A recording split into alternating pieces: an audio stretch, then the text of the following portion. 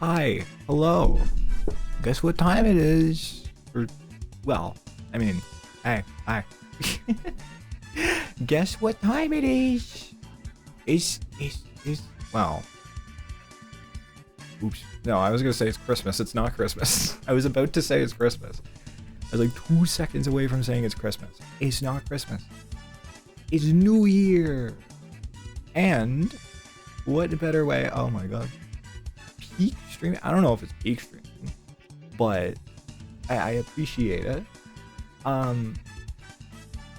made a tier list.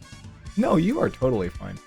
I made a tier list of every single game I played on stream this year. I may have missed one or two. I don't think I did, but I could have.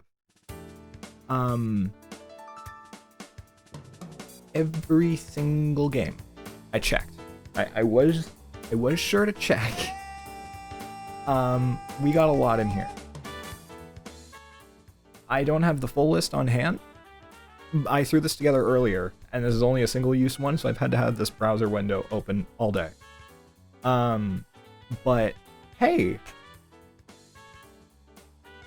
it's the new year. I'm still a few hours out. I'm like 5 hours out. I won't be streaming till midnight, but we'll just do a normal stream tonight. We'll just have some fun. I have a funny little plan afterwards. So yeah. Hold on, I'm gonna close my door actually.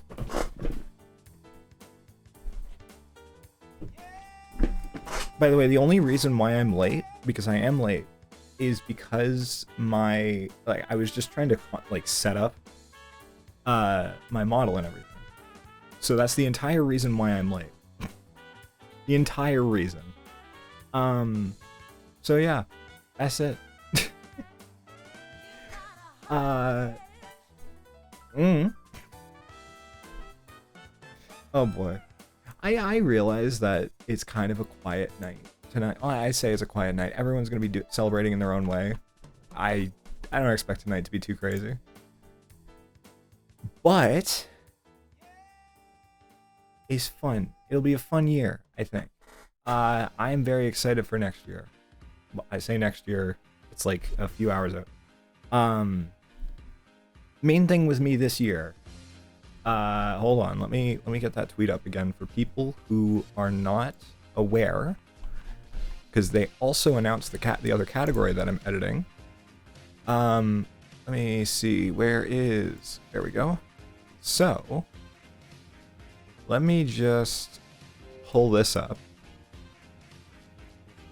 Boom. For the people who don't know, I mentioned this last time at the beginning, but I am a editor for an award show, which is really cool. I'm very excited for it. If you want to know personally which ones I'm doing, I'm doing I can show you exactly right now. This is the nice thing about streaming, like, my browser window. I never do that. Is I'm editing the streamer category and the... Hold on. I gotta go down a little bit. And the YouTuber nominee. A bit apt, I thought, because, you know, I do both, even though it mostly seems like I'm just a filthy streamer. I do make videos, and that's part of the reason why I'm doing this today. I thought it would be kind of fun if we just ranked this. If I ranked every single game that I'd played on stream this year, because I'm extremely excited. Yeah, well, I wasn't a part of the nomination board. Maybe I'll see if I can next year. See if I can get my grubby little hands in there. But yeah. I have 3 notifications now. Let me check this on Twitter just to make sure I'm not getting okay, no, it's just people liking tweets. I'm gonna close Twitter now. I don't want that open. But I will be sure to put a good word in for next year. 100% I will put a good word in. But so I went and looked at the VOD channel. I used the VOD channel for this. So, real quick, Lodge channel. If I decide to turn this into a YouTube video, which I might, hi YouTube. This is the intro now. I am doing a tier list of every game I played on stream. If you want to see any of these games, there's a VOD channel, and I also have my Twitch if you want to see them live and tell me how bad I am at these games. Woo! Go crazy. But yeah, I have from Final Fantasy IX right up till Octopath 0. I'm gonna try to be as straight and honest as possible, and I guess the only rule is just because something's in B doesn't mean it's horrible. No, I'm adding a new tier. Oh, oops. Oh no. Oh no. Oh no. 2 of these. Bad. And D, I guess. This $10 made its way to me about Xenoblade 2. You know what? I'll allow chat meddling on this. So, I guess if you want me to change a position, then any donation or bits or like subs or whatever, I'll adjust something. But I'm leaving like the top tier, like the absolute top tier, as my own unbiased opinion. I say unbiased. This is my own biased opinion. Starting it out, we have like, okay, a lot of RPGs, right? Here, actually, you know what? I should probably go through all of these for people who don't know. So, Final Fantasy VI, great game, phenomenal game, I love it. Atelier Mary, Xenoblade 2, Dragon Quest 3 Remake, Final Fantasy 7 Remake, Dragon Ball Z Kakarot, Halo 1, Phoenix Wright 1 and 2, Crisis Core, Monster Hunter Wilds, Monster Hunter Frontier, Half-Life 1, Mega Man X4, Ripto's Revenge, Bravely Default 2, Iceborne. Technically, it's just World in general. Do I need to adjust the music? I think I need to adjust the music. I'm gonna adjust the music a little bit. I can't. Oh boy.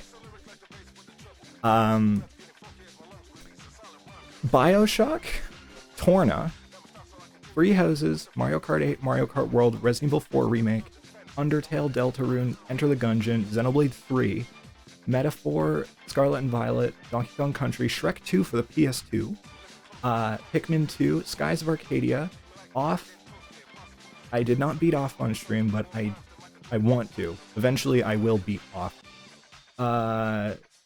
Pokemon Y, the Kirby Switch 2 version, Shantae Half Genie Hero, Digimon Stories Cyber Sleuth, Time Stranger, Night Rain, Binding of Isaac, Street Fighter 6, Guilty Gear Strive, Mario Sunshine, Aria of Sorrow, Danganronpa 1 and 2, Mega Man Powered Up, Expedition 33, and Octopath 0. So, yeah. It should be fun. I can't say it like that. Why not? What do you mean I can't say it like that? Oh, well, yeah, that's fine. Hold on one second.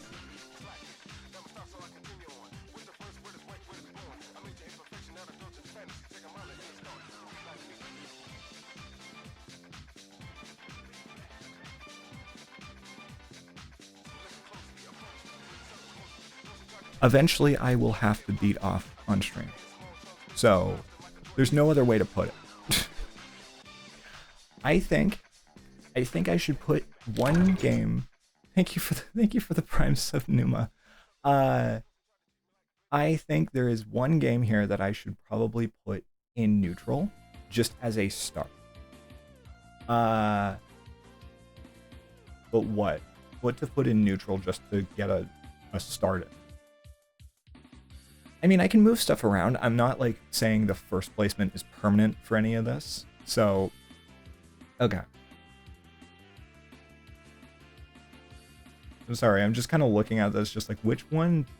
You know what? Night Rain. Put Night Rain in the middle. Oh wait, no. I'm actually just gonna delete this one.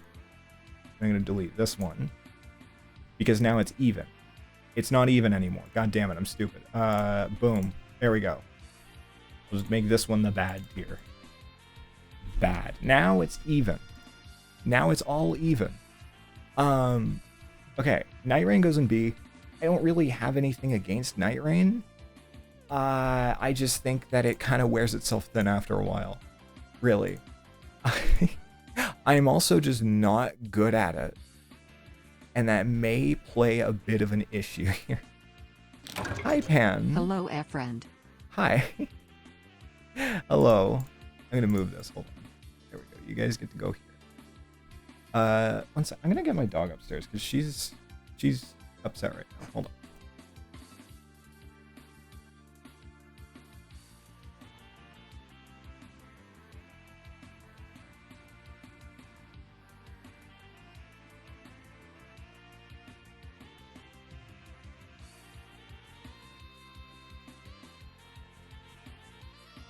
There we go. Hopefully she won't be she won't cause too many issues. She shouldn't. She's just chilling downstairs. Night Rain is fine. I don't mind Night Rain. I just have a bit of weird, like, I just feel weird about it. It's more of a Souls game than a roguelike. I feel like it's just not a good roguelike. There's just not a lot. It feels so void of content, and I do kind of think, I say void, I mean, like, at least with the idea. Hi, that is me, I'm a whooper. I just feel the idea was a bit underbaked, I guess. There just isn't enough to do with Night Rain, I think. It just kind of wears itself thin after however long of playing it. The DLC is nice. I've played the DLC a little bit. It's fun. I like the new characters, but yeah, I'm just not too huge on just how repetitive it feels. And I know roguelikes are supposed to be repetitive, but it feels extra repetitive in a way that other roguelikes don't really. So, I don't know. This is, at least it's going in B right now. I could move this whenever I feel like. So, whenever you think whenever I do move it, I will. I should probably get this one out of the way. I'm gonna save this till the end because you can't see my cursor. Let's make sure you can see. Give it a second. Give it a second. There we go. Now you can see my cursor. Hello. Oh no. Oh, why does it say hype train incoming? Oh no. Trying to think of what. I'm just gonna go in order now. I can safely say this is an S rank. Final Fantasy VI is one of the best RPGs of all time. There's only one reason why it's not in top tier. Like, it's not right here. There's just one little reason.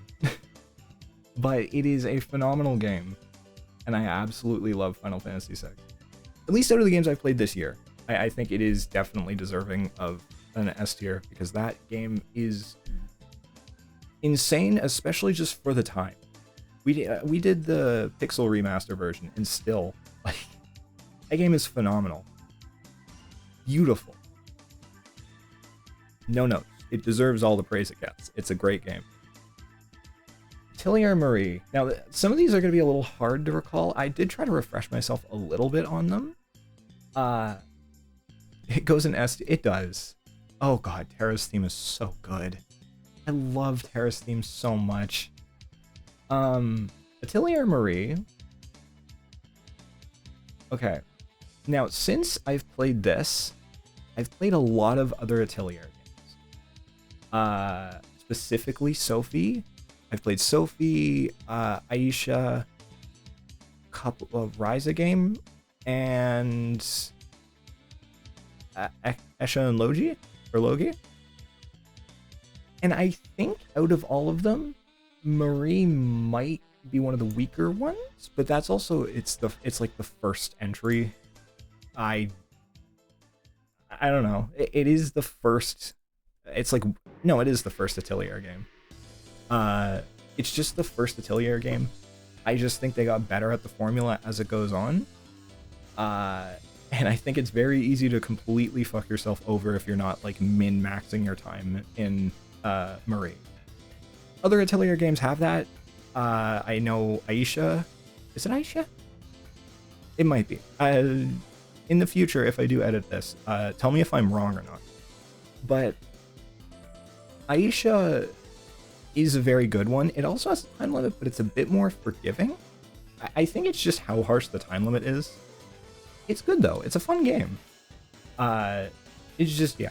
Also, just because a game is low doesn't mean I didn't like it. It's just in comparison to everything that's here. So, yeah. Okay. We're on to one hard hitter immediately. Xenoblade Chronicles 2. Technically I didn't... No, I did finish this game this year. It was spread out over a while, though. The main thing with Xenoblade Chronicles 2 is it was spread out over a long while for me, because I got like 4 streams in, and then my capture card broke, and I couldn't play it for like 6 months or so. And then when I came back, I just finished it. I just went all in on it. It was really fun. I don't want to overcrowd the top tiers. No, it deserves there. I think it definitely deserves there. This also includes games I haven't finished yet, so my bias is going to be a little showing for that, where I just don't know if, you know, the big twist or whatever. And I do ask that you don't spoil me in the comments below, but both VOD watchers and anyone watching. I really, really liked Xenoblade 2. There's parts that I did like over Xenoblade 1. However, I think if Xenoblade 1, I'm going to put that up in A for now, just to have things balanced out a bit. I think if it was Xenoblade 1 on this list, it would definitely be a strong contender for S. 100%. I love Xenoblade 1. The combat's a little iffy for me, but I do like I love the story, and I love the characters. And the same thing with 2. I didn't mind a lot of the stuff that people complain about with 2, so yeah. It does kind of hurt a little bit when I'm like, oh, I like that, and everyone's like, I fucking hate that. I hate it. Go kick rocks. I go kick rocks sad. Dragon Quest III HD 2D. I didn't finish this game on stream. I did play it on my own. Oh, Core Crystal Gambling, I think, is why it's an A. I'm going to be honest. I did not like the gacha mechanics. I wasn't too big of a fan of it. I don't know why they just added the Genshin Impact gacha system into a full-price RPG. I mean, I do like that you didn't have to pay for it, but I really wasn't too keen on it, I think. Dragon Quest III HD 2D remake. Now, I said this before, I didn't finish it, but I really enjoyed it. I think there's some people that are going to fight me on this. I think the HD 2D format does work with Dragon Quest. I think it needs to be tweaked a little bit, and I do own 1 and 2 remake. I need to get around to playing them. Just haven't had any time lately. So, from what I can tell, at least with 1 and 2 remake, the reason why it took like an extra year after 3 came out was because they wanted to like clean it up a bit more, and also do a lot of new story stuff that was arguably pretty cool from what I hear. But I really liked 3, but I think that there was a couple things that I was a bit iffy on. I guess one of it was just like, I don't know. I'm a part of the argument where I don't think every single game needs to be an HD 2D game, and I say that this is like really the best entry for me to talk about it, I guess. Every single series doesn't need an HD 2D remake. I just think sometimes it complements the series' art style enough, or it's enough where the art style doesn't get lost in the translation. And I think Dragon Quest, specifically the first 3, are better for that than the other ones. I think if we started getting like 4, 5, and 6, I'd be a little like hesitant. But I think they did a good job with the first 3. Arguably, I just want a port of like the DS or the PlayStation versions for like 4, 5, and 6. I'm gonna be honest, which they won't do.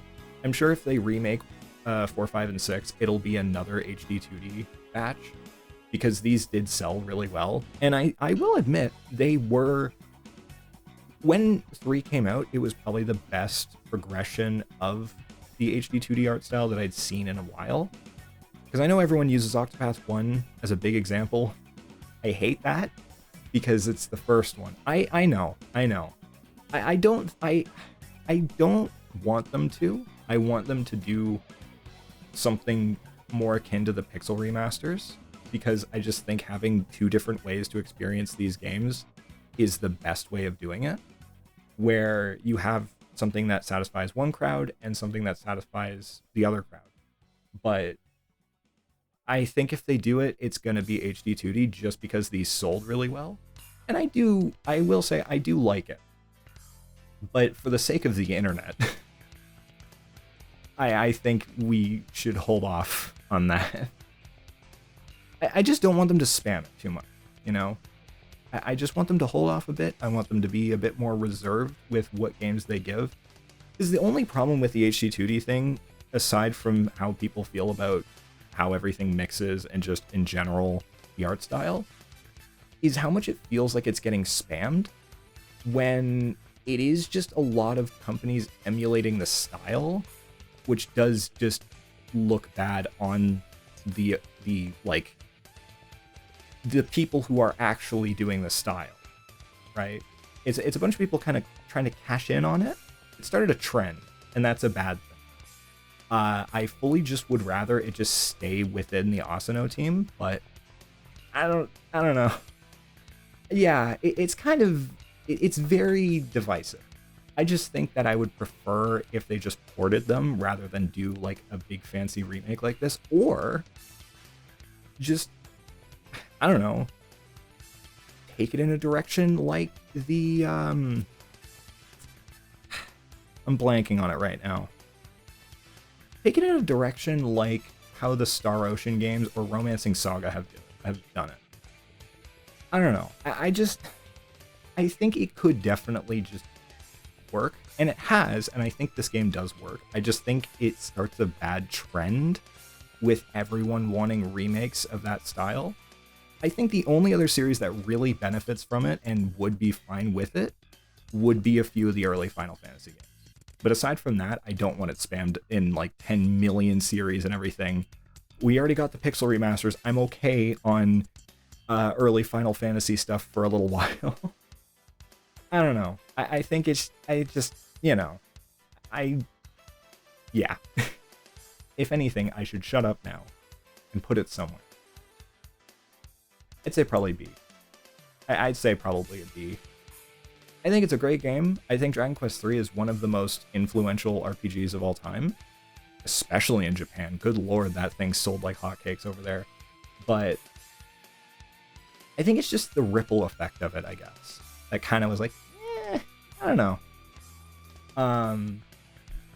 Oh god. Here's another one that's a bit divisive, and something that's going to happen whenever I do one for next year, and I do Rebirth. Final Fantasy VII Remake. Oh boy. The internet hates the discourse about this game more than anything else. And I agree. I do really like, and this is specifically Intergrade because I played both, so this counts as both original and Intergrade, which I have a little bit to say about Intergrade, not Instagrade. I almost said Instagrade. I have a little bit to say about Intergrade, but really,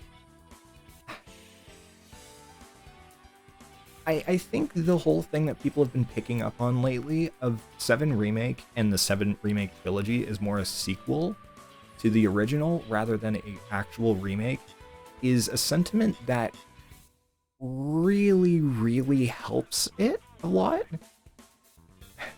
Because if you do say, like, this is a one-to-one remake, I mean, A, I think you're crazy. B, I think the only one that could genuinely be called a remake is Final Fantasy VII Remake.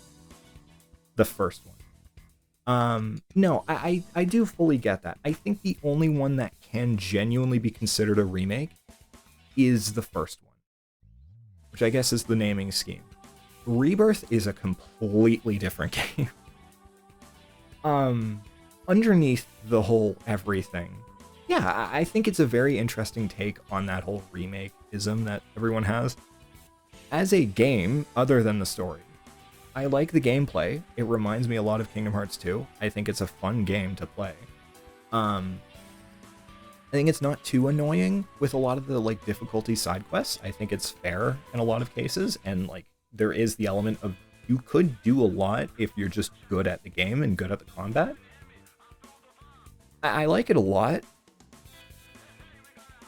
I just think... I really just think, and that's rare for me, I think it's just not what people expected. That's what I think it is. I'm very excited for part 3. I am going to still play, I'm going to 100% play Rebirth on here, which is going to take fucking forever to do, because good lord, that game is long. If Rebirth was on here, I'd be a bit more harsh on it, but yeah, it definitely had impact. I think the game itself is very good. I think some of the elements don't really, like, the new elements don't really show themselves until, like, the last third. And I understand people's disappointment. But, on top of that, I do think it's a fun and good game. Yeah, that's really it. I just think it's a fun and good game. There's just a part of me that wish it wasn't split up into 3, and this is more towards Rebirth. There wasn't a lot of, like, extra stuff crammed in. I don't know. I think it would have just been a better everything if it was something a lot more, like, a complete pack. Yeah, no, I know, that's what I mean. Yeah, where people were expecting the otherwise because that's what it was marketed as. And then once Rebirth hit, it started being a whole different thing. I think personally I enjoyed it. Intergrade was at, like, kind of something that I did enjoy, even though I felt like it was really short. But yeah, I don't know. I think it was a good way of introducing Yuffie. I just think that it maybe was a little more like, I don't know. I think it was fun, and I like the new combat style and everything, but I just kind of, I feel like if they didn't do that with Yuffie before they did Rebirth, and it was like something within Rebirth, I think that would have been fine. Going on to the genuine story stuff that they changed, I'm not going to spoil anything. All I'm saying is, wow, I really can't wait for the entire trilogy to come out so I can actually properly judge it, because that's how Nomura functions. I just feel like I can't. I can. Very obviously, I can. I'm very concerned about how the rest of the trilogy is going to be. More so Rebirth, because I don't know a lot about Rebirth. I've played it a little bit here and there for videos, but I'm really concerned over Rebirth and the direction of the third game.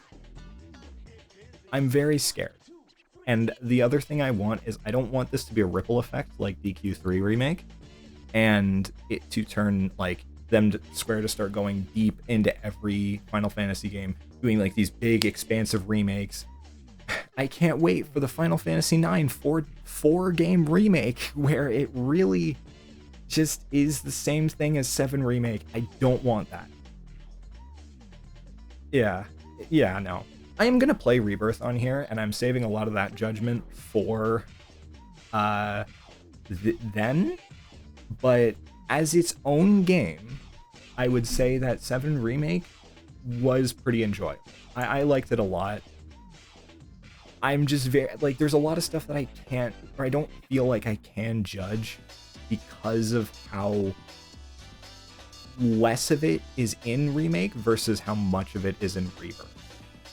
Yeah, that's probably the best way I can put that. I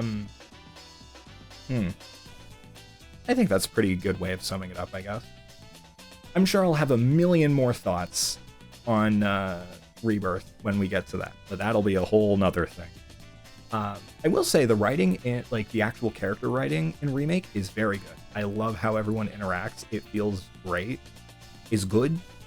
I think it's fun. Some of the voice actors I was a bit caught off guard by, but I think Barrett benefits the most from it.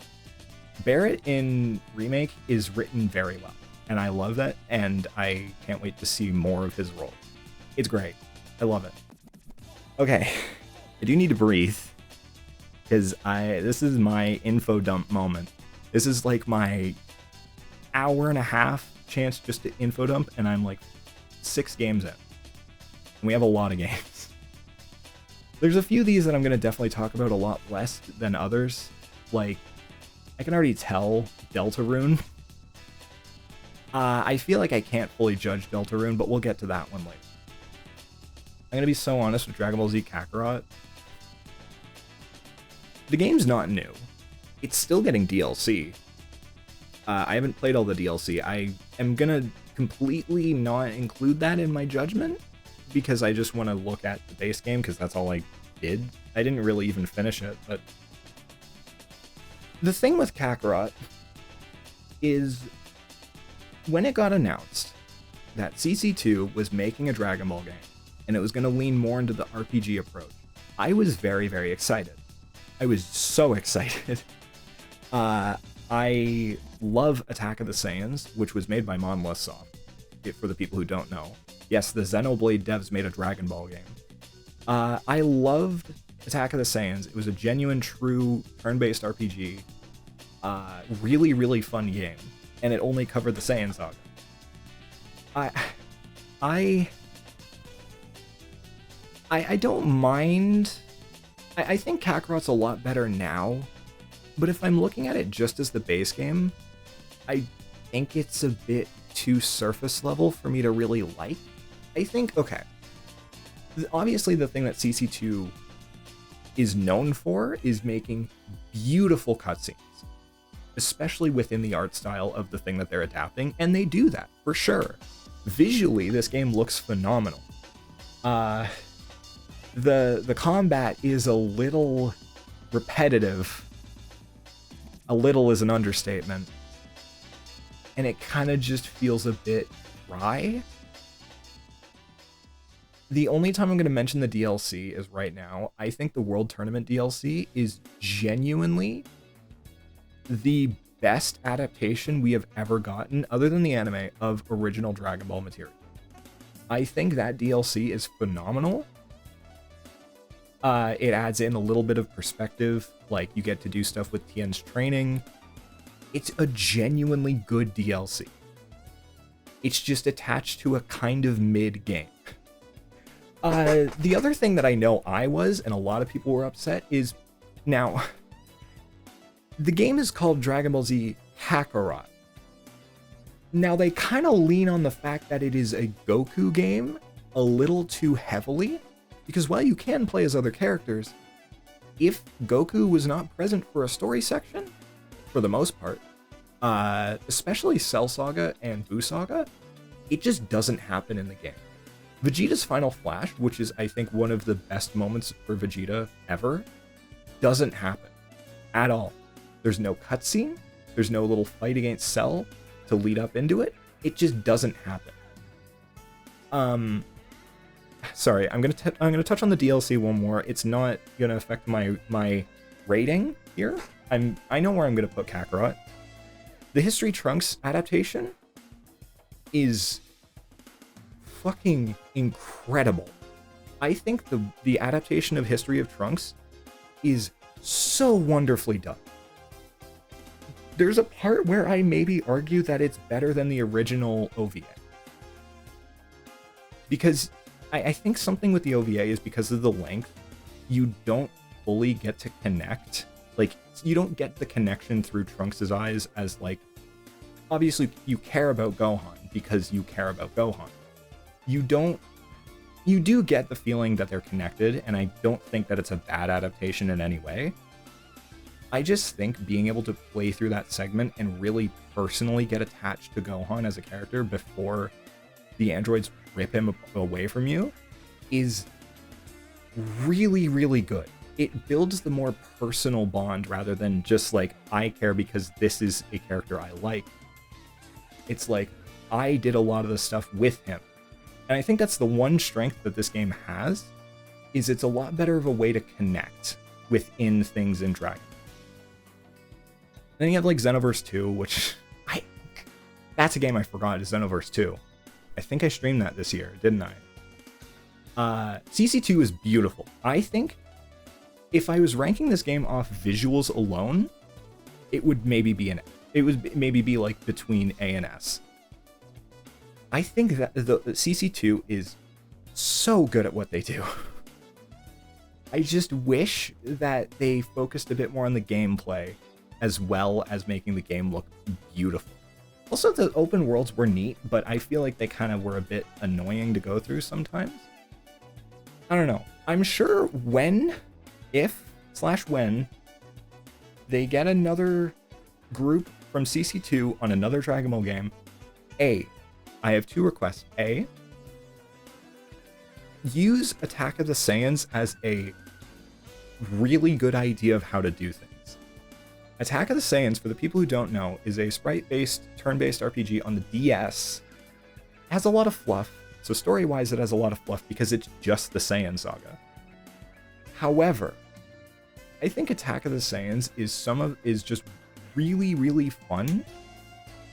And I like the way that you can make any character bullshit strong. I remember when I played, this is when I was a little critter. When I played Attack of the Saiyans, I made Yamcha extremely strong, and I fought the secret boss and soloed him. Because I made Yamcha, like, bullshit strong.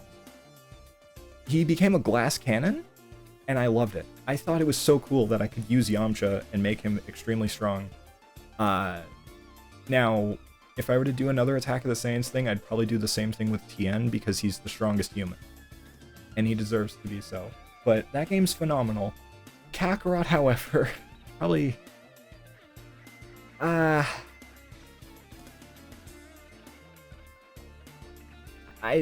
dare put it down there.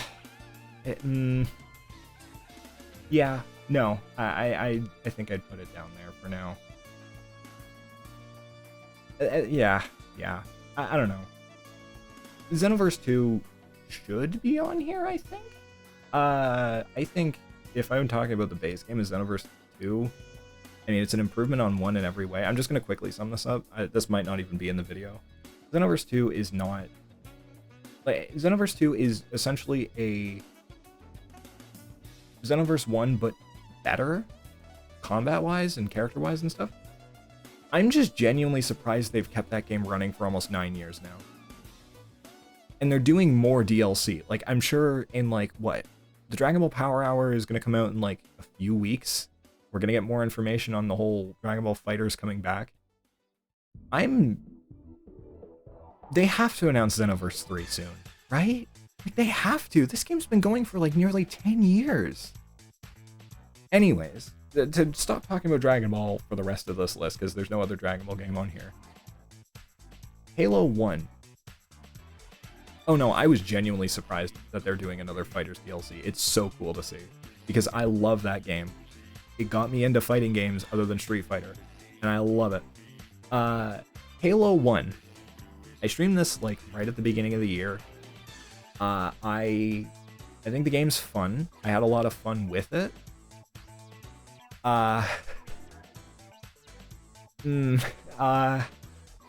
God, I don't want to get killed.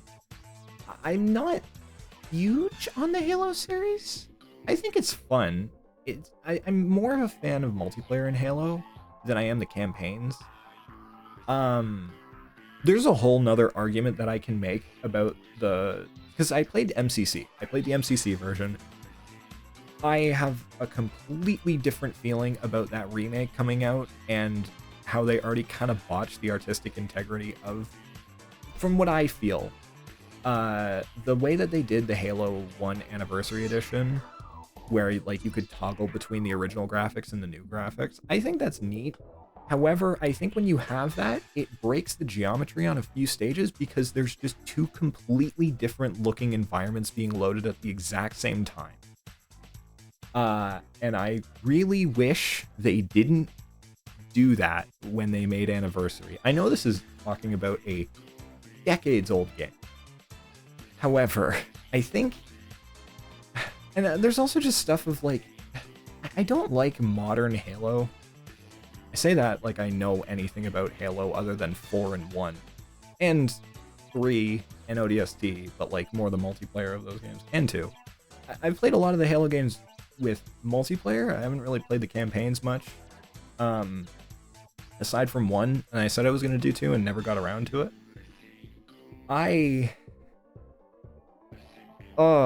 Halo 1... God, that remake is going to be really interesting to see. I'm very cautious about it, extremely so.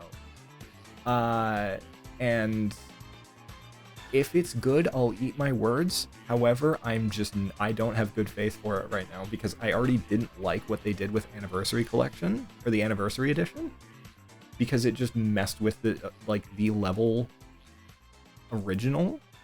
Like the original level, by having the toggle thing. To keep myself from talking myself into a pit that everyone's going to fill with sharp knives, I can put it in it. It's probably one of the better shooters that I've played on stream. I've played like 4, maybe 5, so I don't know. Ace Attorney. Yeah, God. I had so much fun with these 2 Ace Attorney games. I didn't finish the second one. This is more so ranking the experience I had when I played it. I have so much fun with visual novels on stream.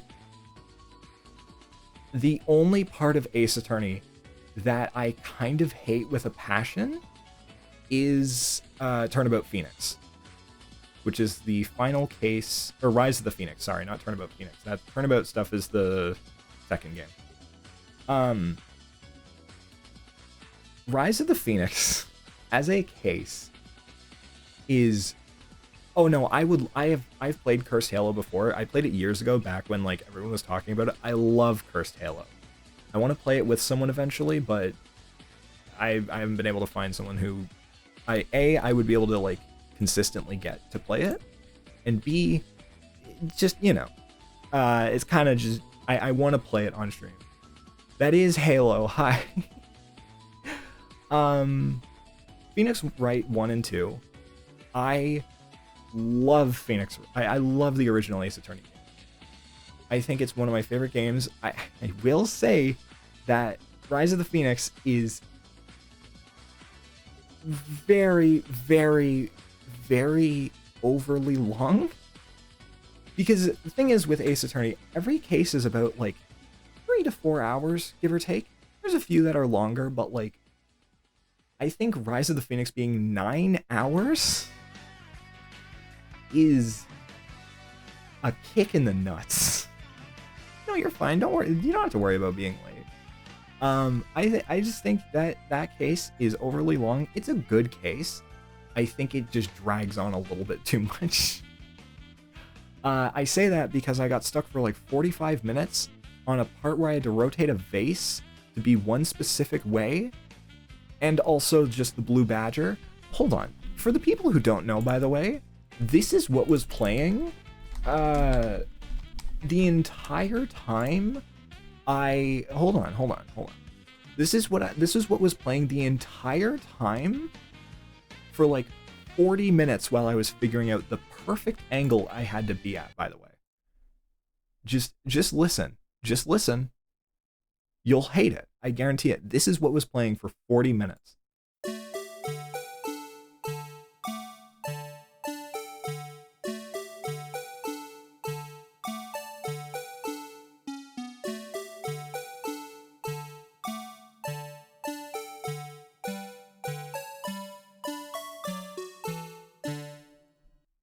That was 20 seconds. Now imagine it for 40 minutes. I'd say 40 minutes. It was probably like 20. It was an absurdly long amount of time. This also plays constantly throughout the case. It does go hard as a song, and after a while, I did get gaslit into liking it. It's just grating when you're listening to it for a while, and it's just drilling into your brain. It is. I think it knocked a few IQ points out of me because I was trying to focus while listening to this. Then there's also the parts where you have to rewind the VCR and the security footage, and it plays every single time while you have to look for one specific thing, and I just was going insane. I was going insane. Let's go back to here. It was like here, around here maybe. This is just a fighting game thing because I love that for background music. That's the only thing about Ace Attorney 1 that I didn't like, was how grating, and we'll get to this when we get to these two games later. Hold on, when we get to these two games later, we'll get to that. Justice for All, I think, is an A tier. I stopped at Turnabout Big Type, Turnabout Big Top. I think what was setting up, it also has Eenie Miney, one of my favorite characters in fiction, because she's just a girl. She's just a silly girl, and I love that. And I think just the experience I had of playing these two Ace Attorney games, I love them. I love these games so much. I need to go back to 2, and I'm planning on it. But God, Turnabout Big Top. God, yeah. I was scared of Turnabout Big Top, and that's why I dropped it like just after starting it, and I also got distracted with other stuff because I love having ADHD. Crisis Core, I streamed like twice. However, oh, DOA 2. Okay. Crisis Core, I played like twice on stream. And I played it one time because I needed to get footage. Okay, I gotta be honest. I love Crisis Core for the wrong reasons, right? I think the remake does improve the combat, because original Crisis Core isn't that bad to play, but I do think that the remake does improve upon it in a lot of different ways. The only problem I have with the remake is, from what I remember, it is essentially running the original game with the original performances, except for Zack. No, they got the voice actors back to do the stuff. I think that Crisis Core is the worst possible game to give you a first introduction to Zack Fair. Because, oh God, look, it's not his fault. He's a good voice actor. I'm blanking on his name. It's 100% the director, because Zack in Rebirth and everything is infinitely better of a performance. What happened for Crisis Core Remake? Genuinely, what happened? I mean, the easiest comparison is the Gungagas. Money, yes. I think this was kind of a rushed port to get it out before Rebirth. Which makes me think, why haven't we gotten Dirge of Cerberus out? Well, no, because it takes place after, so maybe we'll get it after the remake trilogy finishes up. But, God, Crisis Core, I love it because of how horrible the Caleb Pierce. Yes, I think he's a great Zack. I think Crisis Core was a bad time because it was the directors. It was 100% the voice director. It was like, Okay, to continue my point, I think from what I remember, it is just the original game being run with a new coat of paint and some slight tweaks. So the cutscenes, I think, are my favorite thing ever. I need to, you know what, for the people who don't know, hold on.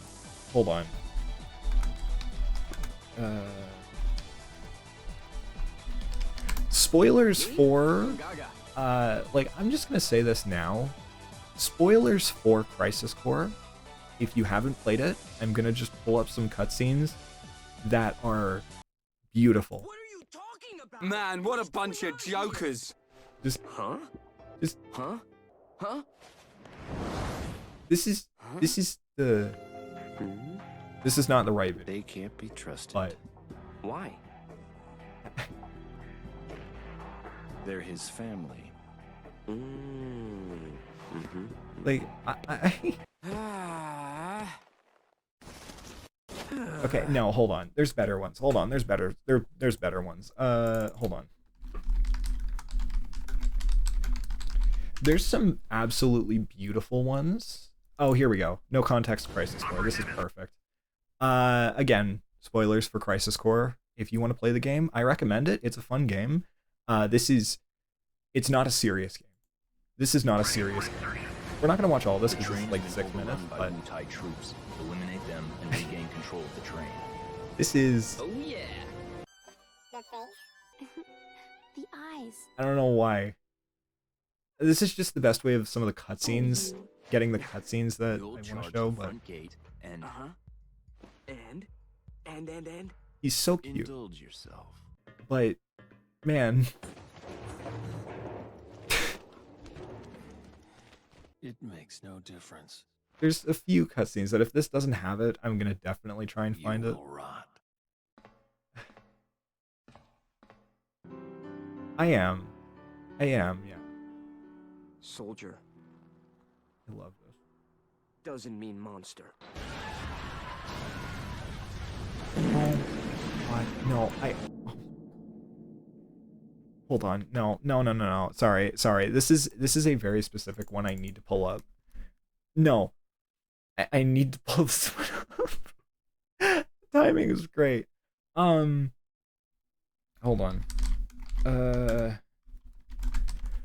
I've been debating on making this a redeem at some point because this is the funniest shit ever. I love this cutscene to death.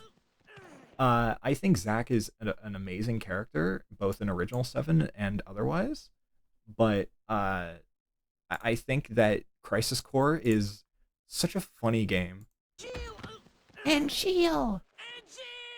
My friend, do you fly away now? To a world that abhors you and I? Shut up! All that awaits you Shut up! I'm warning is a you! somber road, no matter where the wind Shut up! blow. Shut up! I don't see Sephiroth today, but Oh. are you game? No, okay, hold on. Sorry. By the way, because of this game being on the PSP, just listen to this. Listen to how he says game real quick. I don't see Sephiroth today, but are you game? He just says, "Are you gay?" Which, yes, he is, but that's besides the point. And also here we go. This is Nibelheim.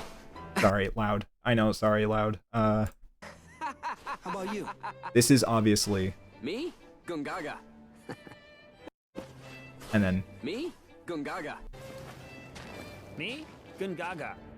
love it. I don't know why Zack sounds like that, but it is just directors. It's just the voice directors for Crisis Core Remake that completely fucked it up. There's a few other ones where Zack's like, he just ate my hair and shit like that. I love it to death. I don't love it because it's a serious game. I really don't love it because it's a serious game. I think it is a hilarious game that I love to death. So it gets a B. It gets a B. I love it. Oh boy. Oh boy, we're here already, huh? I was gonna save all this for a video that I was making, but it's here, and I played it a lot this year. And then, oh boy, we're gonna go from one nuclear bomb to another. Oh, right, oops. Hey, so look what's right here. And then look what's right beside it. I have opinions.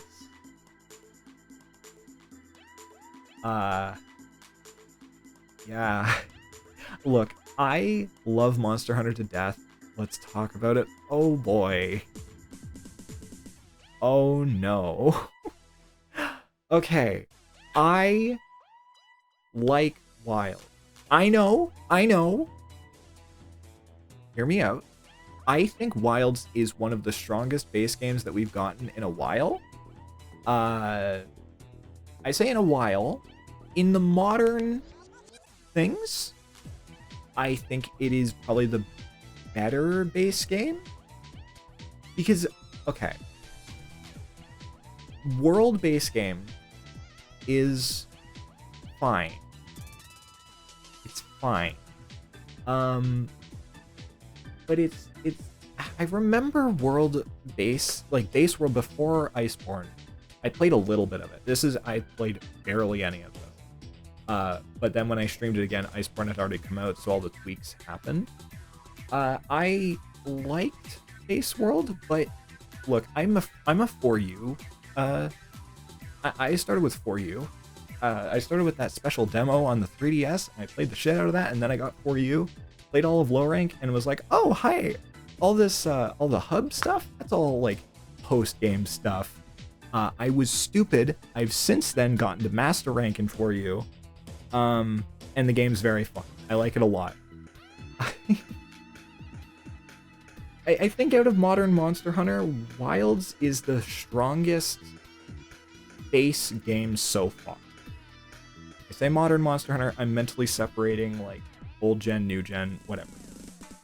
If I get some terms wrong, by the way, I'm just... Look, I don't tread here all that often. I'm not used to doing it.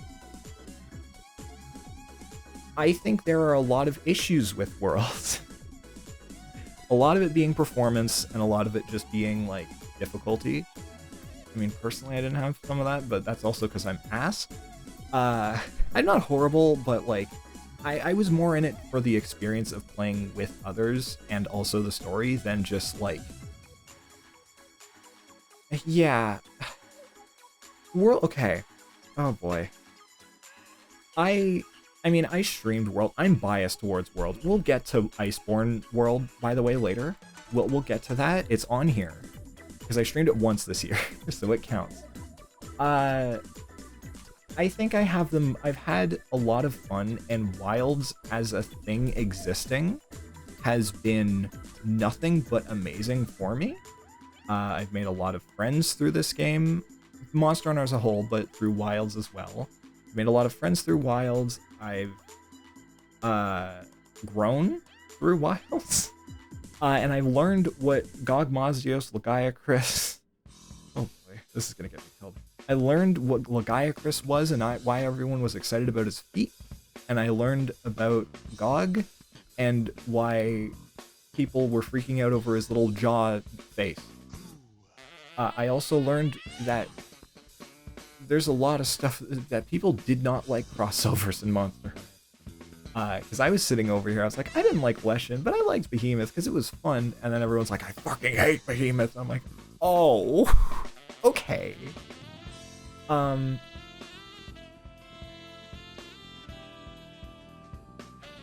very biased towards World because it is the first one that I really sat down and was able to play with other people and went start to finish.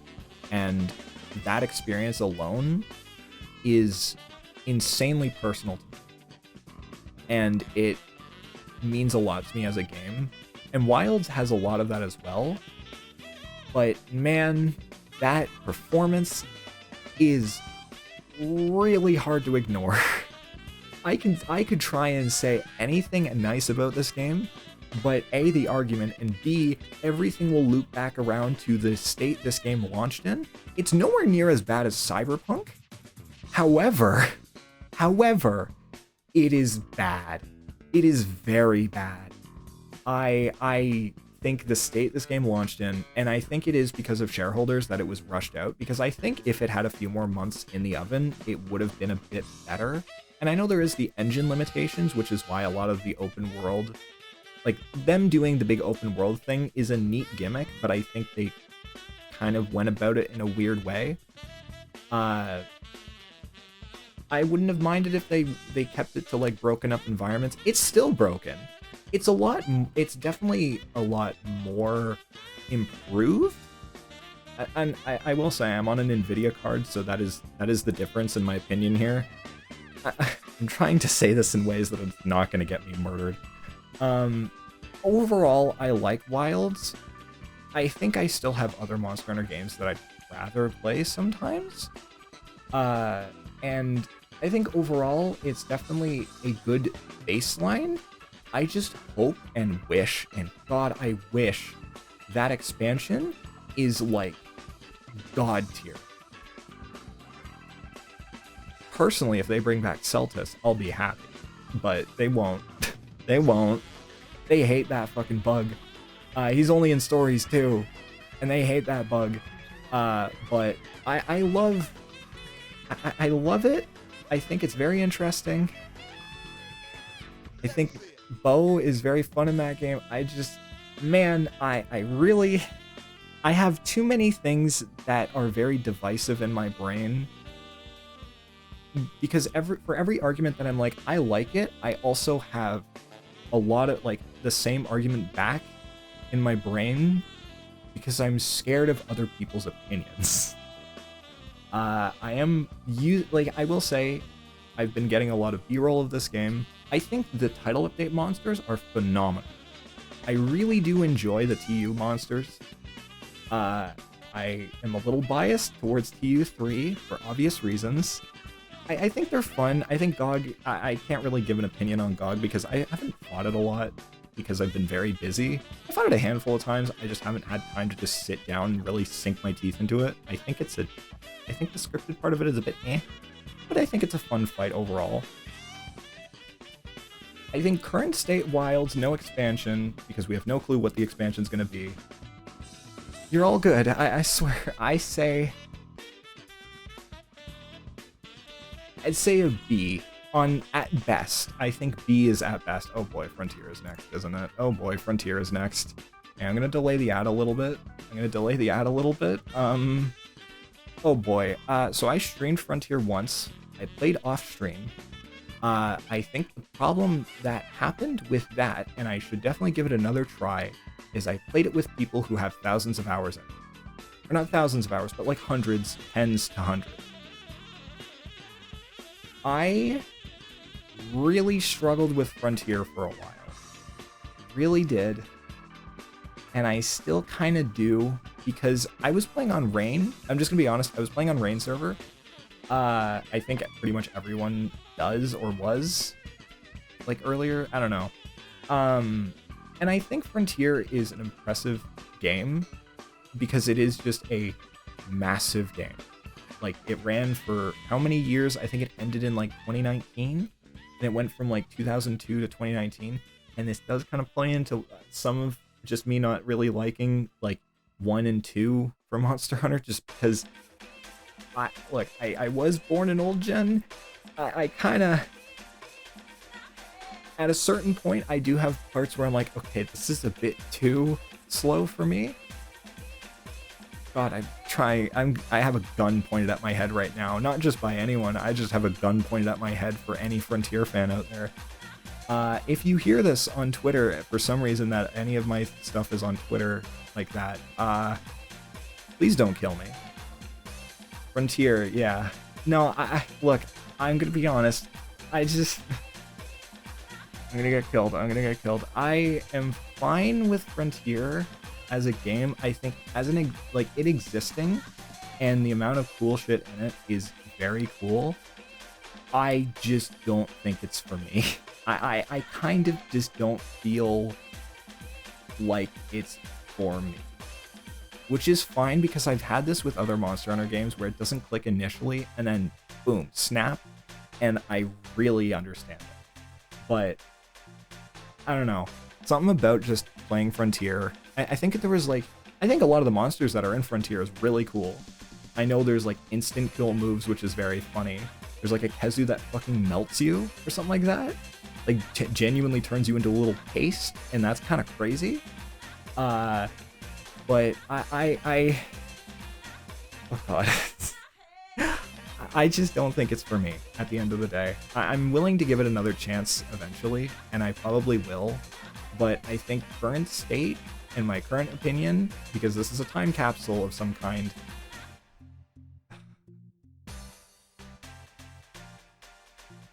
I'm gonna say it's better than Wilds. It's better than Wilds.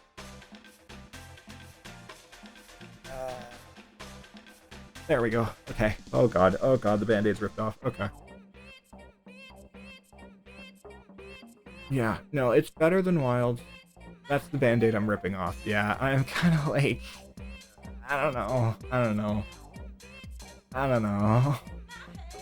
That's the band-aid I'm ripping off. I think it's fine. I just think... You? What? I'm confused. What? I don't know, I'm confused. Yeah. I think... Oh, Frontier above Wilds? No. Yeah, Frontier... I think Frontier is...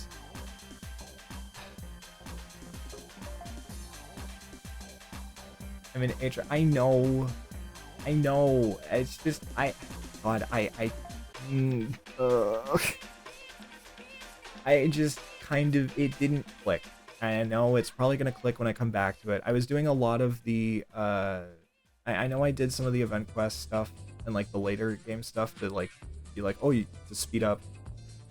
Just some of it, I think it's just that experience of like, kind of having to wait back at the camp and everything while everyone else did it, and then I was like, okay, well, I kind of like I think with Frontier, if I go back, well, I will. I just need to sit down and just play the base game for a while, and just eventually work my way up. But yeah, I'm sorry. I know, like I get it. I just.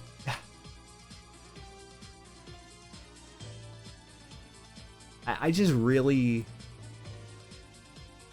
Just the first reaction of it, I just kind of wasn't clicking with it. That's all. That's all I can say. I don't know. That's the best way I can put it, I guess. That's the best way I can put it. Half-Life 1. We're going to leave that for now. We're going to leave the Monster Hunter talk for a little bit until we get to Iceborne. Because there is Iceborne on here. Oh boy, there's Iceborne on here. Half-Life 1 it's Half-Life. Of course it's going up here. It's fucking Half-Life. It's a great game. I love Half-Life 1. I think it's very, very fun. It's got that little perfect amount of crust. Just it's like wine where it's aged and it's gotten better every year that goes by. Especially the original. I've played Black Mesa. I love Half-Life. I know. I like Half-Life. I like Black Mesa. That's the one take that might actually get me killed by some of the Half-Life people. I like Black Mesa a lot. I like original Half-Life a lot. Thank God they're both not on here, or else I'd have to really... I might... I don't know. But I think original Half-Life is best. I think it's just got that perfect amount of charm to it that just gets better with age.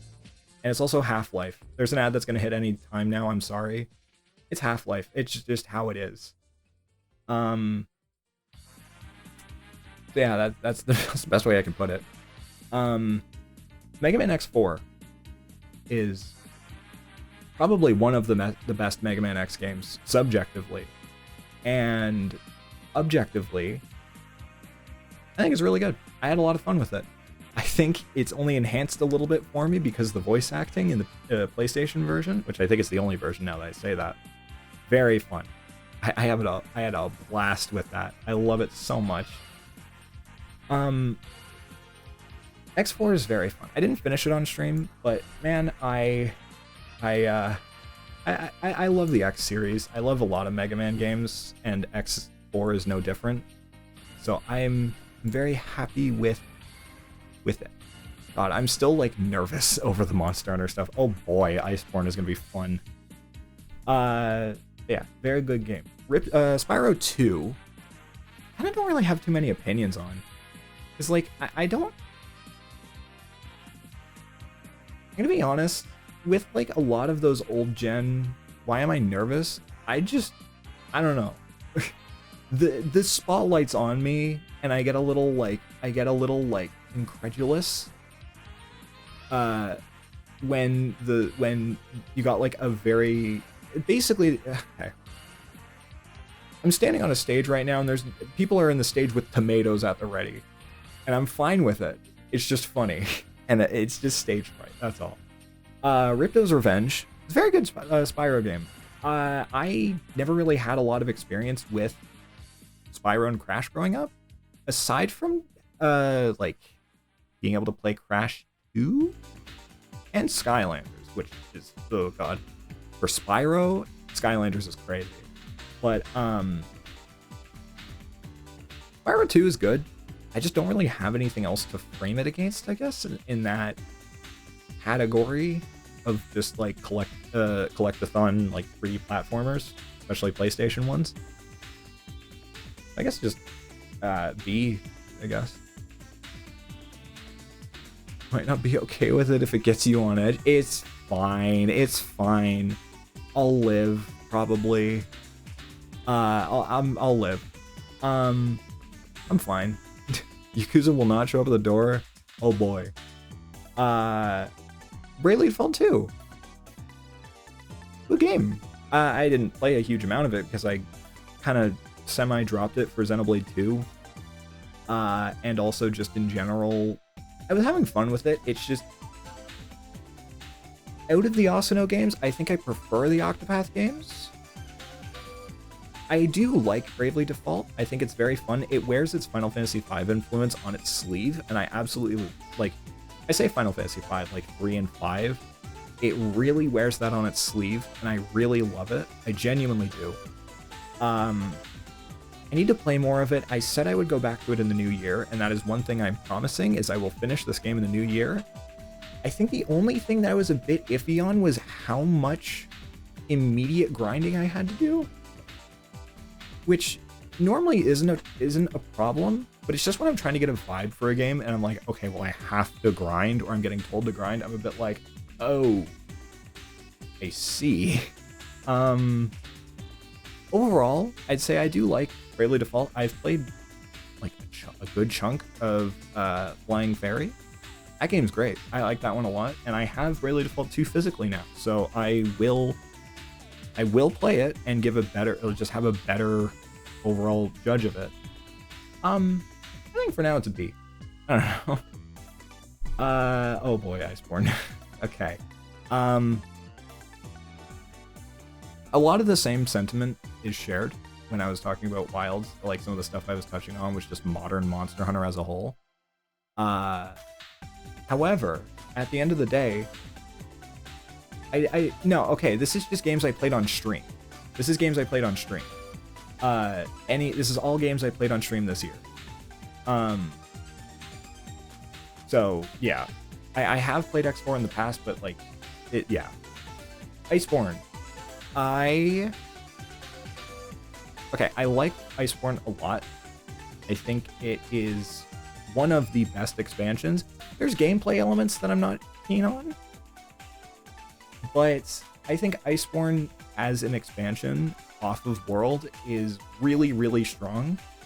If Rise was on this list, I think Rise as a whole package, because now I'm able to look at it as like the whole package. I really, really enjoy World. I'm planning on going back to it for the sake of stream and just having an archival of a full playthrough of World. Yeah, that's a lot of people's complaints, and I do understand it. Especially as a ranged main, okay. So my history with World, my weapon history was like Greatsword, hammer for a while, switch axe. I think I tried charge blade at one point, and then bow. And then I would switch between like, what was it, bow and switch axe, I think. And then recently I tried SNS. I started this whole series that I was gonna do about getting all the sword and shields in World and Iceborne, but like the maxed out ones. And I mean, hey, it was a very interesting first stream.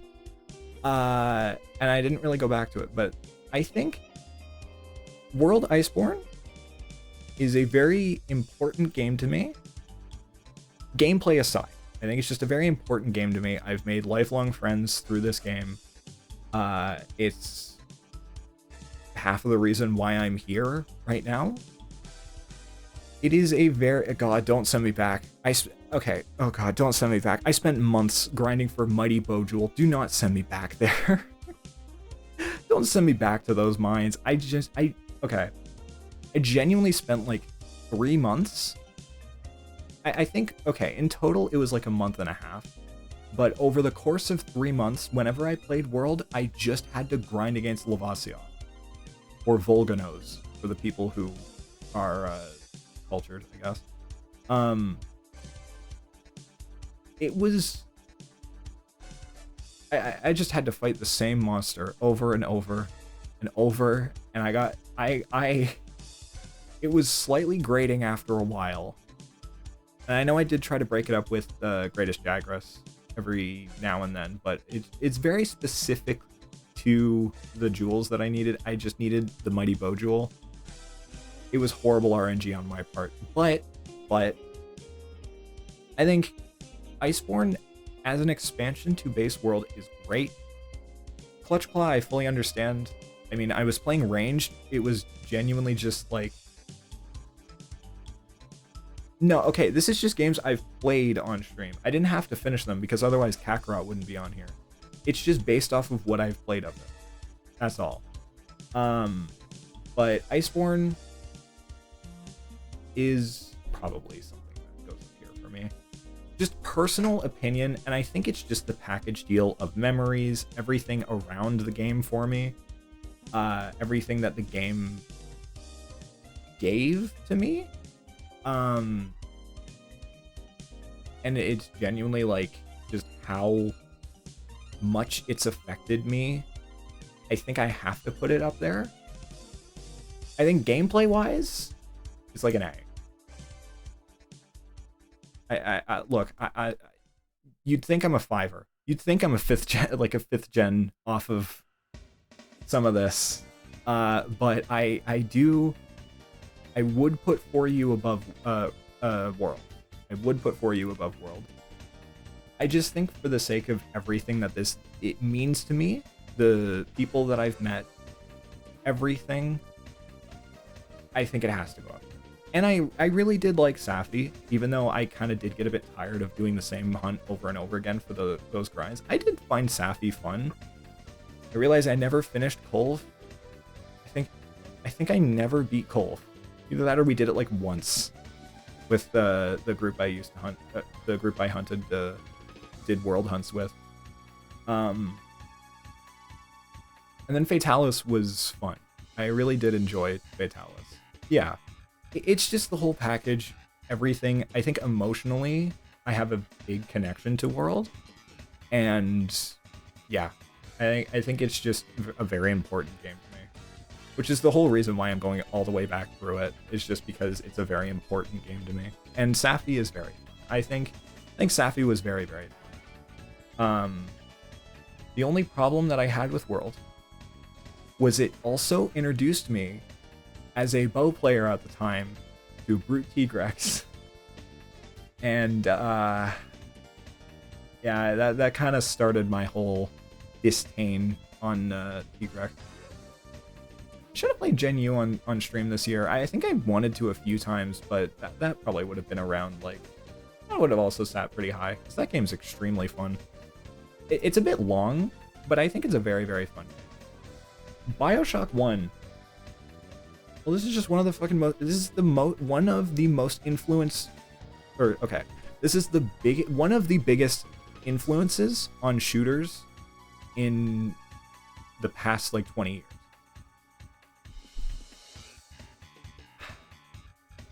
I'm iffy on Bioshock. Najarala, I love Najarala. I think it's a very cool monster. Something that you'll learn about me whenever I do like a proper like monster design video or whatever tier list is that I love unique looking monsters. It's why I like the Wilds roster a lot. I like how unique a lot of the monsters are, especially like the squids and a lot of the more variety and aquatic monsters. I think that's really cool. And I think for a design purpose, Wilds is awesome. And I love it. Yeah. Okay, Bioshock. Bioshock. Tell me your opinion on... Oh, God. Okay.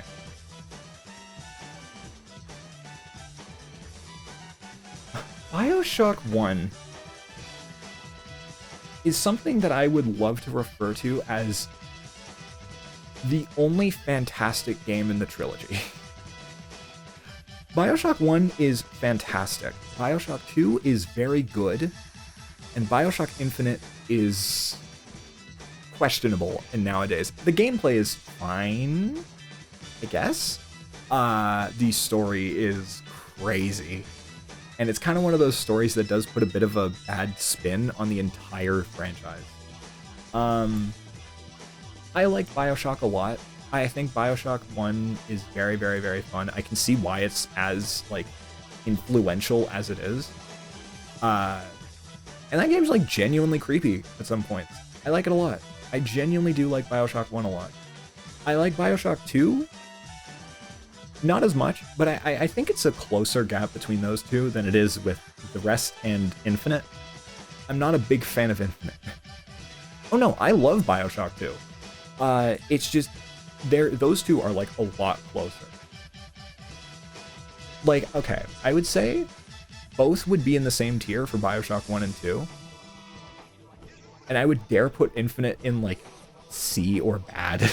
It's kind of just not good. I mean, the gameplay is fine. It is just ugh. Yeah, Bioshock 1 is very impressive. And there's a lot of shooters that I have played that I've just sat down and been like, damn, this is just good. Oh boy. Xenoblade 2 Torna. I didn't finish Torna. I've been meaning to finish Torna.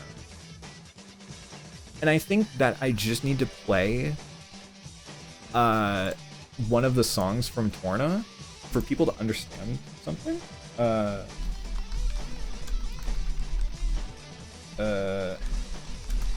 It's the song that everyone talks about with Torna. That's how I feel. I think Torna is a very fun thing, and God, that story is tragic.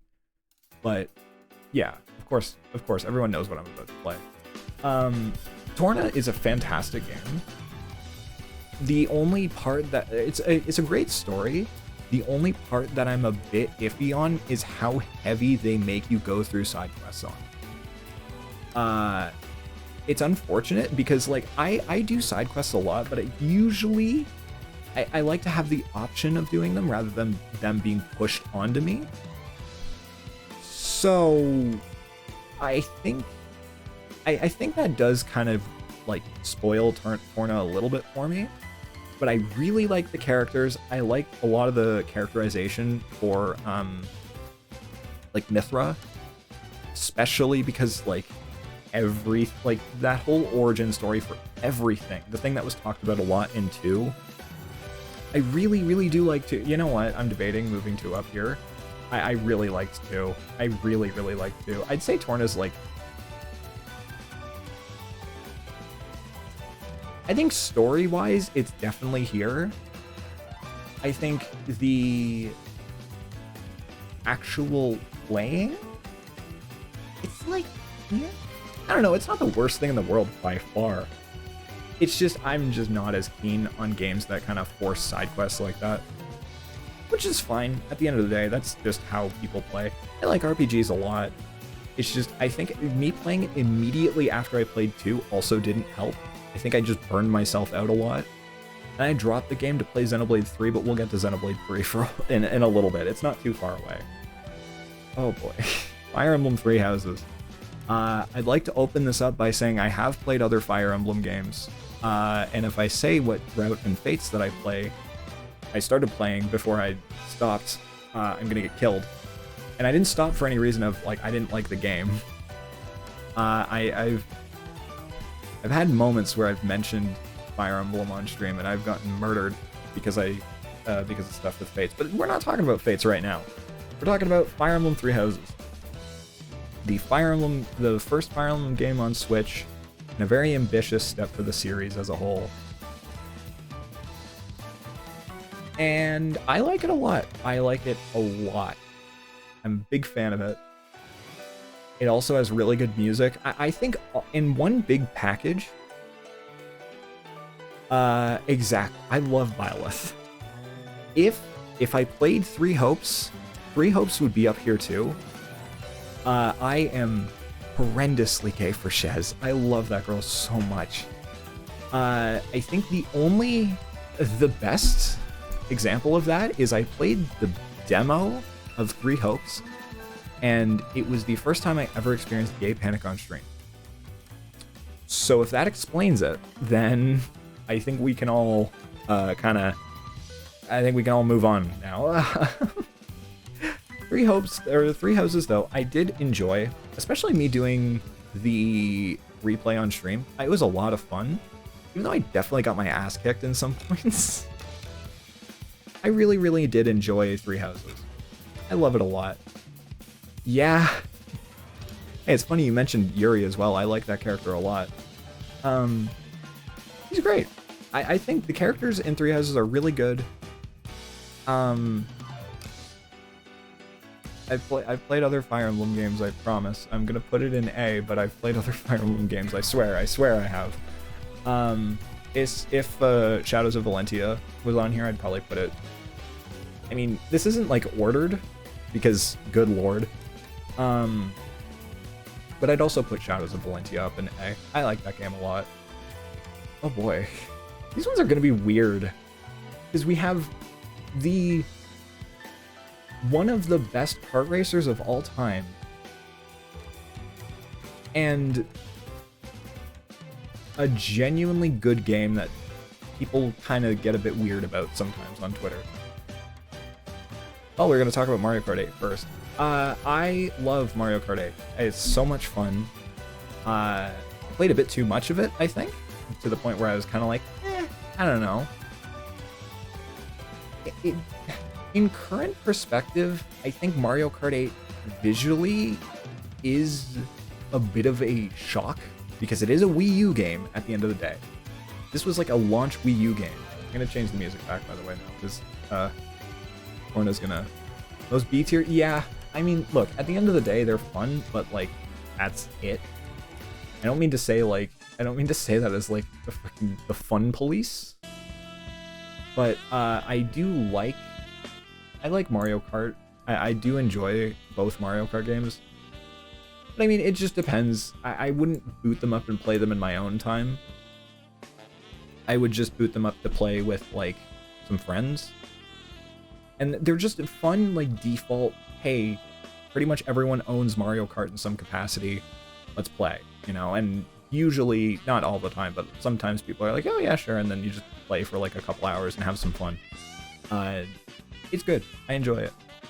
Resident Evil 4 Remake. This might be a bit of a Capcom shill. I think Resident Evil 4 Remake is the best in the remake trilogy, I guess, because Resident Evil 1 Remake is technically a remake. It's not the same vein as 2, 3, and 4. I love Resident Evil 4 to begin with, so Resident Evil 4 Remake was a fantastic game for me. I think I have like 90 hours in it. And it's a single-player game, and the campaign is like 4 hours if you really, really go for it. I mean, there's even stuff for like speedrun awards. I really like it. I think it's the strongest remake. I think there's not really any issues that I have with RE4 Remake. And as much as it did shift the tone a little bit from the original, I still do enjoy the new stuff and how they did their own perspective on a few things. I think Ashley is a lot better in this game. I think she's a lot better. She doesn't get in your way as much. She does still get in your way sometimes, but it's not as much. I just think it's a fun game. I think it's a really, really well-made game. The Separate Ways DLC, as much as I was a bit weird about the RE4 DLC being still DLC, it was still fun as well. I think I had one funny glitch where I clipped out of the map by accident. This is lost to time. I don't even have the clip anymore, but it was a very, very fun time. I can't say anything bad about RE4, so it's gonna go in house. Once I get everything ranked, I'll put the best one up. It'll be the big best one. I'm gonna skip over Beats in My Head. I'm sorry. I love it as a song, but it's a little draining. Okay. I mean, there's Undertale and Deltarune. I think we all know where these go. These are some of the biggest games of all time. Like, pure culture shock-wise, Undertale and Deltarune have made waves. To say waves, that's an understatement. They hit insanely hard, and you never hear anyone shut up about them. They're great games, and I mean, they do deserve a lot of the praise that they get. They're very well done games. Toby Fox is a brilliant writer, and I can say that mainly towards how he writes characters. I think overall story-wise, it's fine. It's nothing crazy. I think how he writes characters really makes it go from an okay story to one of the best games of all time. This is going to kind of be a double package, I guess, of like Undertale and Deltarune, but Undertale, holy shit, Undertale. It hit the scene 2016. Was it 2016? Yeah, 2016. It hit the scene. It's going to be 10 years old.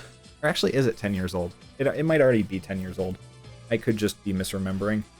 Undertale as a series is, or as a game is great. I genuinely think just about everyone should play it, and I think Toby Fox is a very, very good character writer.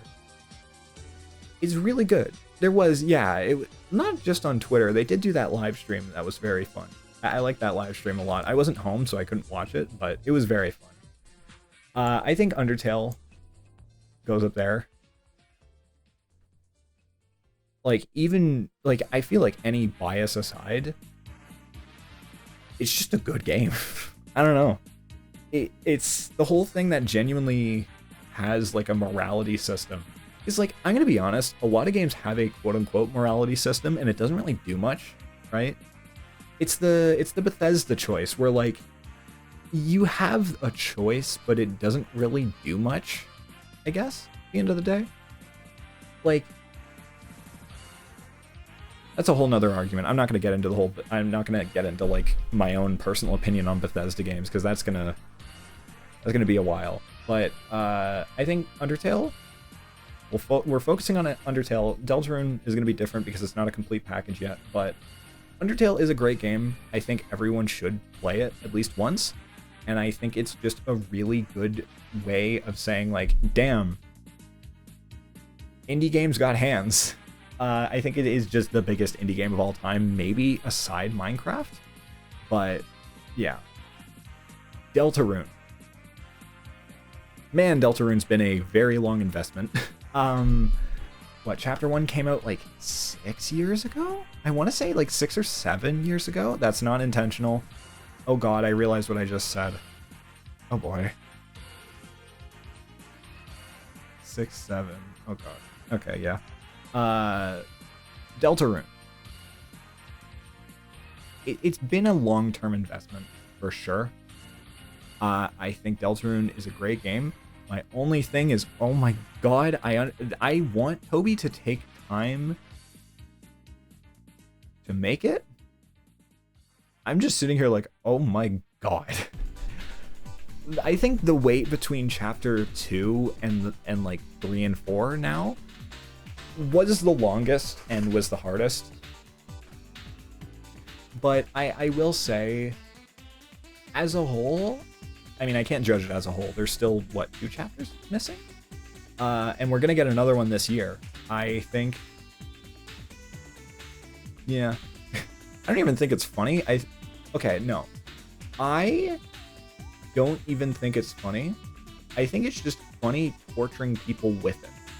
It as a thing is not funny to me. I just like torturing people with it.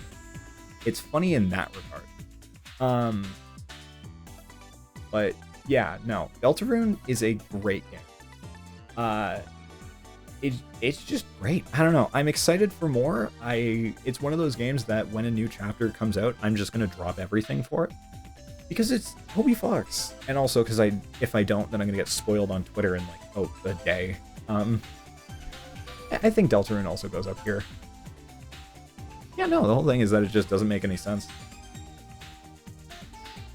Oh, Gungeon. We get to talk about Gungeon. I think Gungeon is very, very fun. I have one qualm with it, and it's something... Okay, I'm gonna put these two up beside each other, just in this, because, like... Isaac and Gungeon are two sides of something that I can also use Risk of Rain 2 to explain. In reality, there's like 2 to 3 different kinds of roguelikes. At least with like this kind of roguelike. I'm just gonna go with the 2. The 2 are, you are free to get as bullshit broken as you want. There's no restrictions. The devs will not stop you. There's nothing that we're gonna do to stop you, right? If you know what to do, you could get bullshit broken in no time. And they do not care about like letting you melt a boss. It's just fun. You're in it just for the fun of it. And then there's another type of roguelite that's been a lot of like recent stuff. And Gungeon isn't as much of this, but there's not really another game on here that I can use to talk about it. It's the like, you get 2 options, you pick out of the 2, but you aren't allowed to get stupidly broken. And there's usually like 1 to 2 combinations that if you keep going towards, you're just gonna win no matter what. But there's always like a limit to how strong you can get. Gungeon is one of those games where it does limit you how strong you can get. I think you only get a chance for like, what? Not including the shop, you get 1 chest per floor with a chance to get another one, which can contain a gun. So I'd say on a good run, you get like 7, you get like 7 guns. And if you're able to open all chests on all floors, then you get like 7 guns and 7 passives. Isaac? Oh boy, Isaac is... You really can do anything. If you... Because there's like a million ways just to combine like, oh shit, you can just get a ton of items. And everything, like there's so many items in Isaac that everything just works together in some way, whether it be bad or good. It is really, really cool. I'm gonna move Isaac back down just because like Isaac is like the grandfather of Gungeon game. Like there's a whole subgenre of roguelikes that are just Isaac-like. Usually like the top-down shooter, like it's fun. I think they're fun, but Gungeon was my first one that I played. I liked it a lot. I still do like it a lot. My only real difference about it now is I just don't like how limited a build can feel, which is kind of just something that I personally feel with a lot of roguelikes like this. I guess out of everything here, I should put it on C, because that's kind of where it lies now. I still think it's a very, very good game. I enjoy it a lot. It's just out of everything else, probably sitting around here perfectly. And Isaac probably gets like a... I'm gonna put it... I would put it in A. This game has brainwashed me on multiple occasions and sucked me in for multiple 100-hour, like, kicks. I think it has to go up there. It's great. It is a long, great, wonderful game. It's not for everyone, but it's a good game. Xenoblade 3. I didn't play a whole lot of Xenoblade 3. What did I drop? I didn't... Okay, no. What did I... Okay. When I played Xenoblade 3, what did I then say, like, hey, I'll play this as at the same time? Was it Three Houses? It was Three Houses. From when I played as Xenoblade 3, I liked it. I think the Xenoblade games do kind of improve over time. They usually take the thing that was pretty good about the last one and kind of refine it. I do like Xenoblade 3. I think one thing that just kind of kept me from playing more at the time was I went straight from Xenoblade 2 into Torna. And when I got sick of Torna, I went from Torna into Xenoblade 3. And, yeah.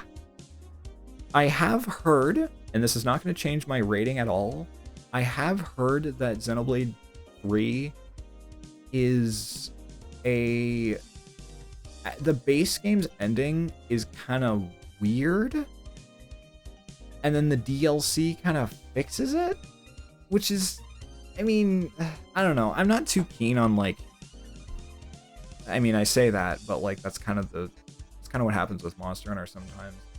I don't know. I like Xenoblade. I like all the Xenoblade games I've played. I'd say 1 is still my favorite, with 2 being a very strong contender.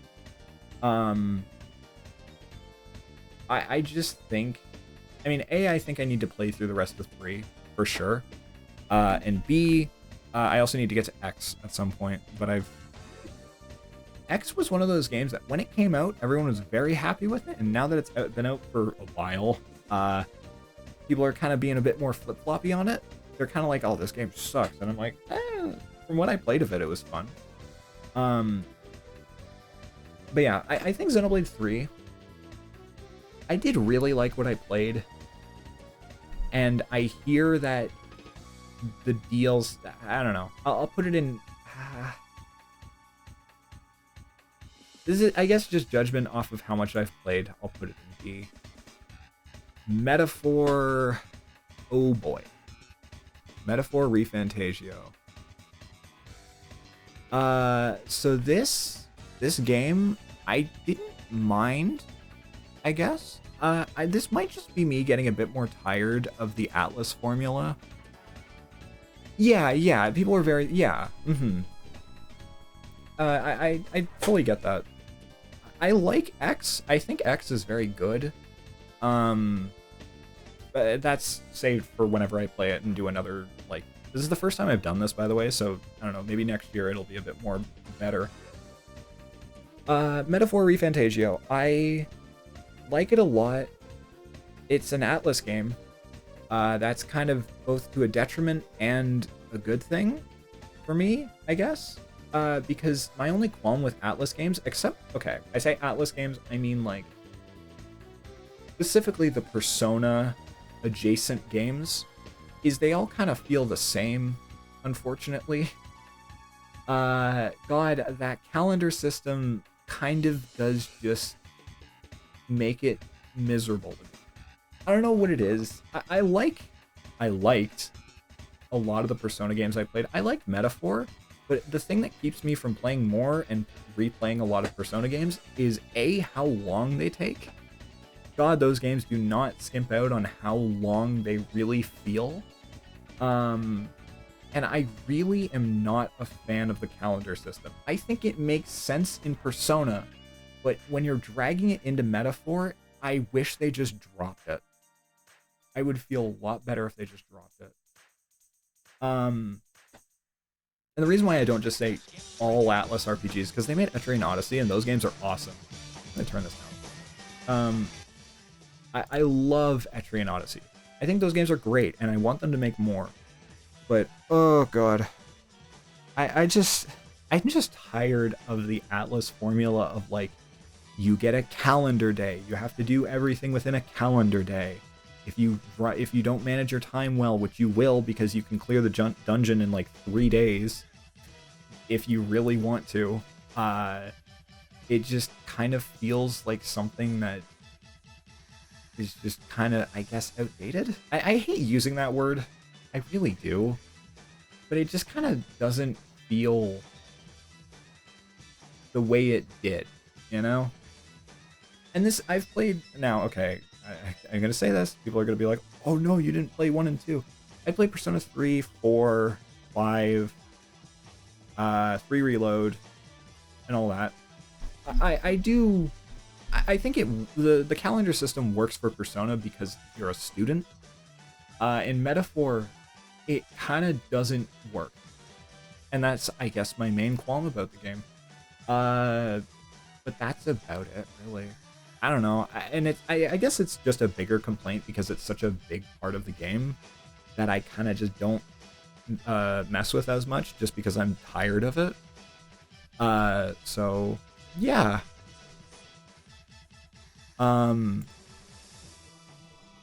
Yeah, it's just...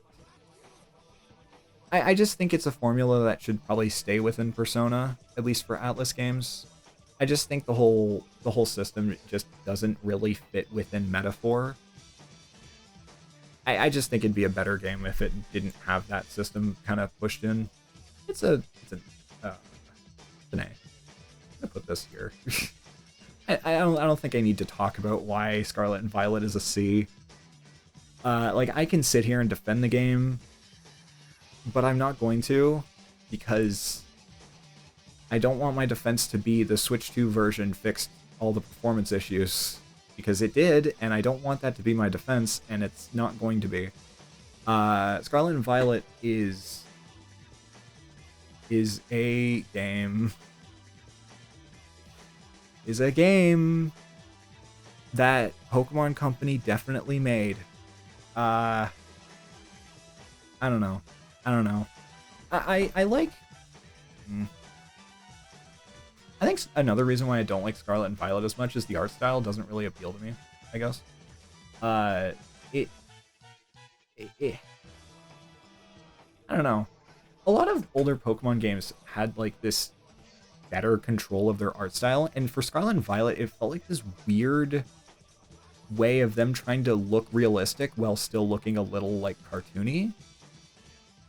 And something just doesn't really click with me in that, I guess. I don't know. I think I've played a lot of Scarlet and Violet. I had a lot of friends that played it. I have a lot of friends that really like it. Strictly talking about Pokemon games, it's probably in some of my lesser favorites, but like, I don't know. I hate that the Switch 2 version did genuinely change my opinion on it a little bit, to the point where I was like, yeah, this is fun, because good lord, the state that game launched in. And I hate that that's a common thing now, where like, oh god, the state the game launched in is dog shit, and then they fixed it over time. I hate that approach. I wish it died with Cyberpunk. I wish Cyberpunk had a heavier effect on the industry, to the point where people realized, hey, we need to make our games work on launch, and if they don't, then we die. I don't know. It's the first drink I've had in a while. Yeah, no. I think Scarlet and Violet will just go down in history as one of the worst Pokemon games of all time. Aside the narrative. I did think that the narrative and the characters are well done. And it's kind of a similar thing to how I feel about ZA, which isn't on this list because I didn't stream it. I guess I'll use Pokemon Y as a way to talk about it a little bit. But yeah, will hydrate. I am sitting up straight though, at least. That's good. By the way, I'm sorry, people are toughing through this. I will eventually play Freedom Unite tonight, probably. This is just taking a lot longer than I intended because I have a lot more to say than I thought I did. But we will play some Freedom Unite tonight. It's my first time playing it on stream / giving it a good try. So that'll be cool. Donkey Kong Country. I mean, I feel like Donkey Kong Country is one of those games that I feel like everything that could be said about it has been said. I think I played it because Bonanza came out this year, and I really did like Bonanza. I thought it was one of my favorite games that came out this year. But, well, I didn't stream it, so that's why it's not on here. Country was fun. I mean, I there's nothing else I can say about it that isn't just beating it to death, like beating the same points that everyone else says into just verbatim. I think it's a great game. I mean, it is my favorite out of the trilogy. I think it has to sit up here, I guess. I mean, it's Donkey Kong Country. Yeah. I think, yeah, no, it is my favorite out of the trilogy, so. Oh boy, Shrek 2. So the reason I streamed this, and I did it all in one sitting, was because it's a game from my childhood, and I remember a lot. I was very much rose-tinted for this game initially. This game's dog shit. It is not good. It is not good. I think it's one of my favorite streams I've done this year because at a certain point, I was just going insane. I started out so excited because I was like, this is going to be fun. This is a game from my childhood. I'm excited to play it because, there's some stuff that's fun about it. And then the farther I got, the more hope I lost. Just the more it sunk in. Everything sunk in. It is pain to go back to, and I will not ever go back to it. And I feel like that stream has ruined my perception of that game forever. As a stream, it was great. As a game, it's not. It goes down there with Kakarot. Fuck. Okay, we have some contenders right now. We're coming up on some contenders for the top slot, but I'm trying to save that for last as much as possible. Pikmin 2. I like Pikmin games. They're fun. I've been meaning to stream more of 1 and 2 and eventually get 3 and 4. I think the only thing stopping me from 3 right now is it's just not actively in my mind, and also the Switch 2 version is broken, but apparently they're planning some big fix for that. Pikmin 1 is very good. I think Pikmin 1 and 2 are around the same thing for me. I like them a lot. They go B. I feel like this tier is getting a little cluttered. I'll sort it out at the very end. I'll like organize everything again at the end. Skies of Arcadia instant S tier. This game was amazing. It's been one of my favorite series to stream. It is nothing but bangers. I think I had like one moment where I was like, oh no, this is kind of bad. But it wasn't anything directed at the game itself. It was just some moments happened that were a bit exhausting. Skies of Arcadia, unironically, is a contender for one of the best games I played this year. Because the streams were so much fun. I had so much fun with the game. I didn't avoid a great catastrophe. The catastrophe wasn't going to happen because because this game is unironically like in my top 10 now. It's an amazing game. And I really, really, really want there to be anything for this game. Any kind of acknowledgement that Sega still knows that this thing exists. Even if it's a port, I said, and I'm going to withhold this, if it ever comes to Switch Online, or just gets a port in some way, I will stream that day of. I love that game. Something needs to happen. It's too good of a game just to sit and rot it lost to the time. I love that game too much. I really, really do. And also, it was a promise to a friend for a long time that I would stream it, and I did. And it's a great game, and I am forever thankful to my friend Manachino for telling me to play it. Thank you. Oh, okay. Now, I didn't really beat off, just because I got distracted at the time. So it was kind of hard for me to just sit down and beat it. But I think it's a very, very good game. I think Off is just probably one of the more slept on indie games for a long time. It was always a bit of a sleeper.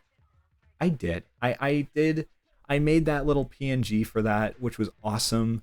I loved that. I'll show the art real quick because I really do love the art that I made for that stream. I think it's so good. I did, so for the off streams, I made this. I thought it was really, really cool. I tried to do something where I just made a PNG that fit the game, and I had a lot of fun with it. And I do like off. I love off. I think at the time I just got distracted a lot, and I do want to go back and just sit down and do it. I was also struggling with the puzzles a little bit because I'm stupid. You gotta understand this. I'm stupid. An easy A tier. That's a game. That game's awesome. I love that game. And I know, like, I have seen the entire game, and I know it just gets better from the point that I stopped at because my favorite character was coming up. But yeah, that game's awesome. I love that game. Pokemon Y / I'm gonna use this as a chance to talk about ZA a little bit because I don't really have any other outlet to. Pokemon Y there's a few games on here that are going to take a while for me to talk about, and I apologize in advance because this is already 2 hours long. Pokemon Y was my second Pokemon game technically. My first one was Diamond, the second one was Y. I didn't have anything in between other than playing them online, so I guess I wouldn't be able to accurately tell. I just know that Y is my second game that I owned and played through all the way on my my 3DS. I like Kalos a lot. I really do. Mega Evolution is my favorite gimmick still. And I don't play competitive, so that's different for competitive. I know that much. But I think Pokemon Y is a great game. I know some people don't like it, and that's fair. I mean, it's Pokemon. People are always going to say that they like one over the other for whatever reason. I just like Y.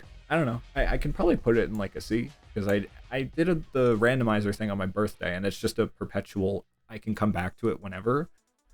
Yeah, I feel like that's good. Like, I guess just because something is low, like C tier, doesn't mean it's a bad game for me. It's just compared to everything else on this list, I guess. So yeah, I guess out of the list, actually, yeah, that's a fair way of saying it. Kirby, the Kirby DLC that came out. I guess my only qualm with it is it felt really short. Hi Lillian. I did this in like one stream, which was fine. Forgotten Land as a whole, what pizza do I eat? The tasty one. Forgotten Land as a whole is one of the best Kirby games we've gotten in a long time. I say that like Kirby isn't hard GST. You should get a tasty pizza. Kirby isn't really ever bad. It's just kind of eh. I know Star Allies was kind of iffy. That game was not that good. I mean, it was a good game. It was just really easy, even for Kirby. But like, yeah, no, I really did like Forgotten Land a lot, and the DLC was just more Kirby. Like, it was just more Forgotten Land, even if it was just like a handful of levels and like a really cool final boss. That's pretty standard for Kirby. I guess that goes there. It was good. Shantae, okay. I've always been a bit more of like a sleeper fan of Shantae. They're very fun games to me. I think my favorite one is Pirate's Curse. I didn't stream Pirate's Curse though. I streamed Half Genie Hero. I like both. That's kind of the best I could say. I'll put it here just because, like, yeah. Oh boy. Okay, we have a couple bangers ahead. I feel like I can just put these two in S and nobody will question it if they're used to me. Digimon Story Cyber Sleuth and Digimon Story Time Stranger are okay. I sit here and I think, okay, you look at it, you're like, oh, it's a Pokemon thing, right? The game can't really be that good because at the end of the day, it's like a Pokemon game. No, these games are awesome. Cyber Sleuth is one of my favorite games of all time, and Time Stranger is in the top 3. It is 2 incredible games. One was for the PS Vita, and I think that was the biggest thing that held it back. And Time Stranger is 7 years later, they decided, oh shit, let's just make an awesome game. Both games are phenomenal. If I had to pick between them, I would probably say Time Stranger. That may be a bit of recency bias, but I will say that that game is better than Cyber Sleuth in every single way. And I Time Stranger's effect on Digimon as a whole as well is so magical to see, right? Because for a long time, right, Digimon was kind of dying. It wasn't really growing. The games aside from Cyber Sleuth weren't doing that well. I mean, Cyber Sleuth did well, but it took a long time to do well. Survive didn't do all that well from what I heard. Digimon World what was it? Reorder, I believe, was the Switch one, or the one that came out on multiple platforms. That game's good, but it was more for the fans than like anything, which is good. That's fair. The animes were kind of doing okay.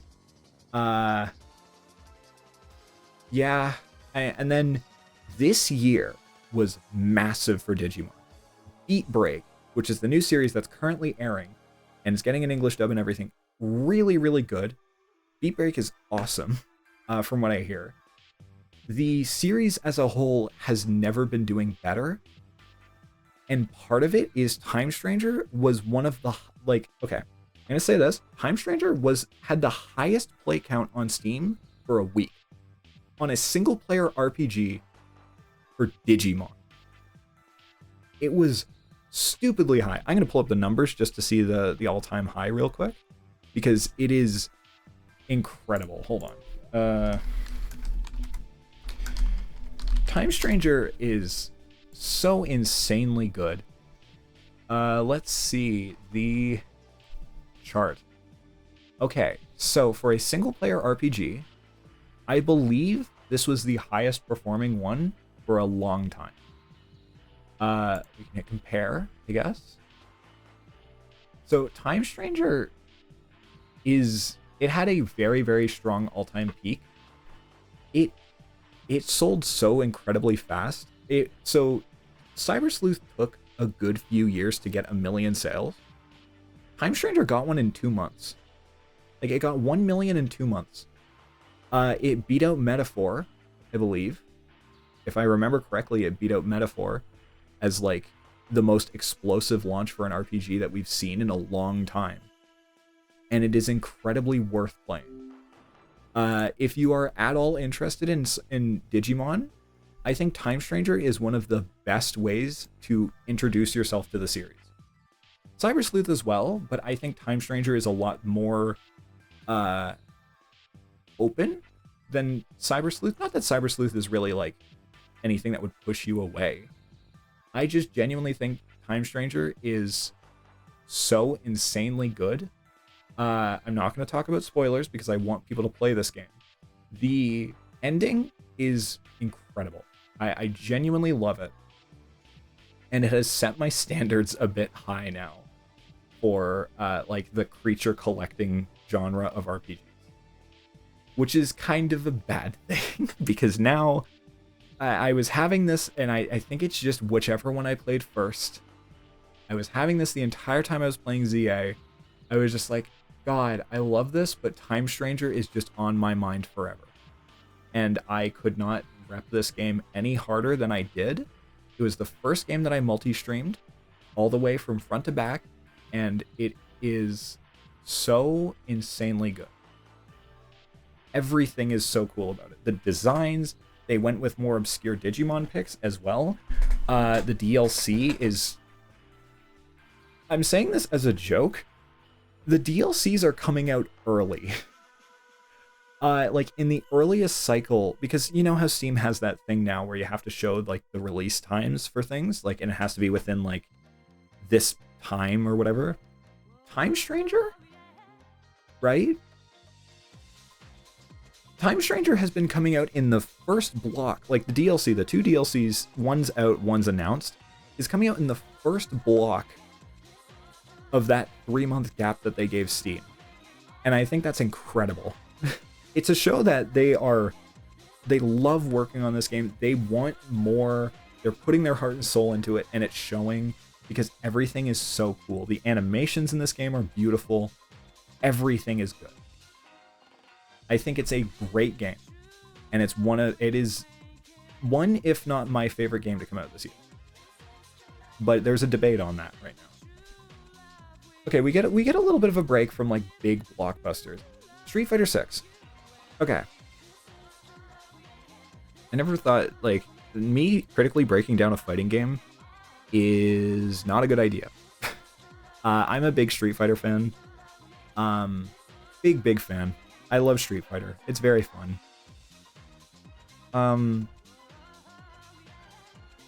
6 is interesting, right? Because it's not my favorite Street Fighter. That probably has to either go to 4 or 3 or Third Strike, which, oh my god, somebody says this Third Strike is their favorite Street Fighter game. The water is wet. But no, Street Fighter as a series is incredible. It's the basis for 90% of fighting games ever. I think Street Fighter 6 came out in a weird state. It didn't come out in a bad state. I will say the way that they're handling the whole avatar system is making me a bit more hesitant about it. Because the thing is, right, is I could boot up Street Fighter 5 right now. Not that, like, I'd willingly want to play Street Fighter 5 a huge amount, but it's a fun game. And Street Fighter 5 has so many different costumes for so many different characters, right? There's Monster Hunter costumes. There's actually some really cursed Monster Hunter costumes. If you have Street Fighter 5, I think Champion Edition, boot that game up. Check Blanca, Ken, and Armika, I believe, and you get your Monster Hunter reps. It's very funny. I think it's great. I think Street Fighter 6 is great. I think Luke does a really good job of being like the new poster boy. The only thing with Street Fighter 6, and there's a few other things, but the main thing that I am still very critical on is Avatar. The Avatar story mode launched it launched with a memory leak. So like if you just played it for too long, it would just break. So which is not good, you know, especially when this is the first Street Fighter to have like a actual story mode that isn't just character centered. And I think the avatar creating system is beautiful. You can make some fucked up monstrosities in that. There's a certain one that comes to mind. This is not going to be turned into a video. I'm having too many tangents with this. But this is fun anyways.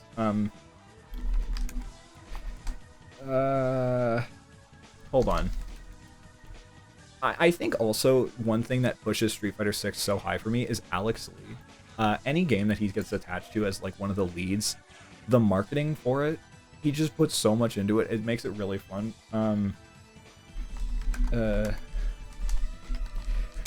Street Fighter 6.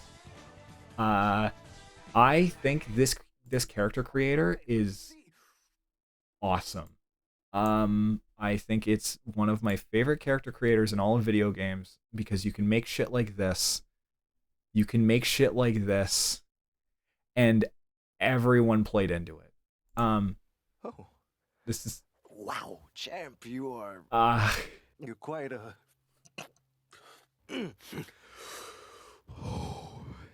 You're quite. this is just beautiful. Sorry. This is beautiful. It's just beautiful. I love how fucked up they all look. We'll be fine with some Street Fighter Alpha 2 for a while.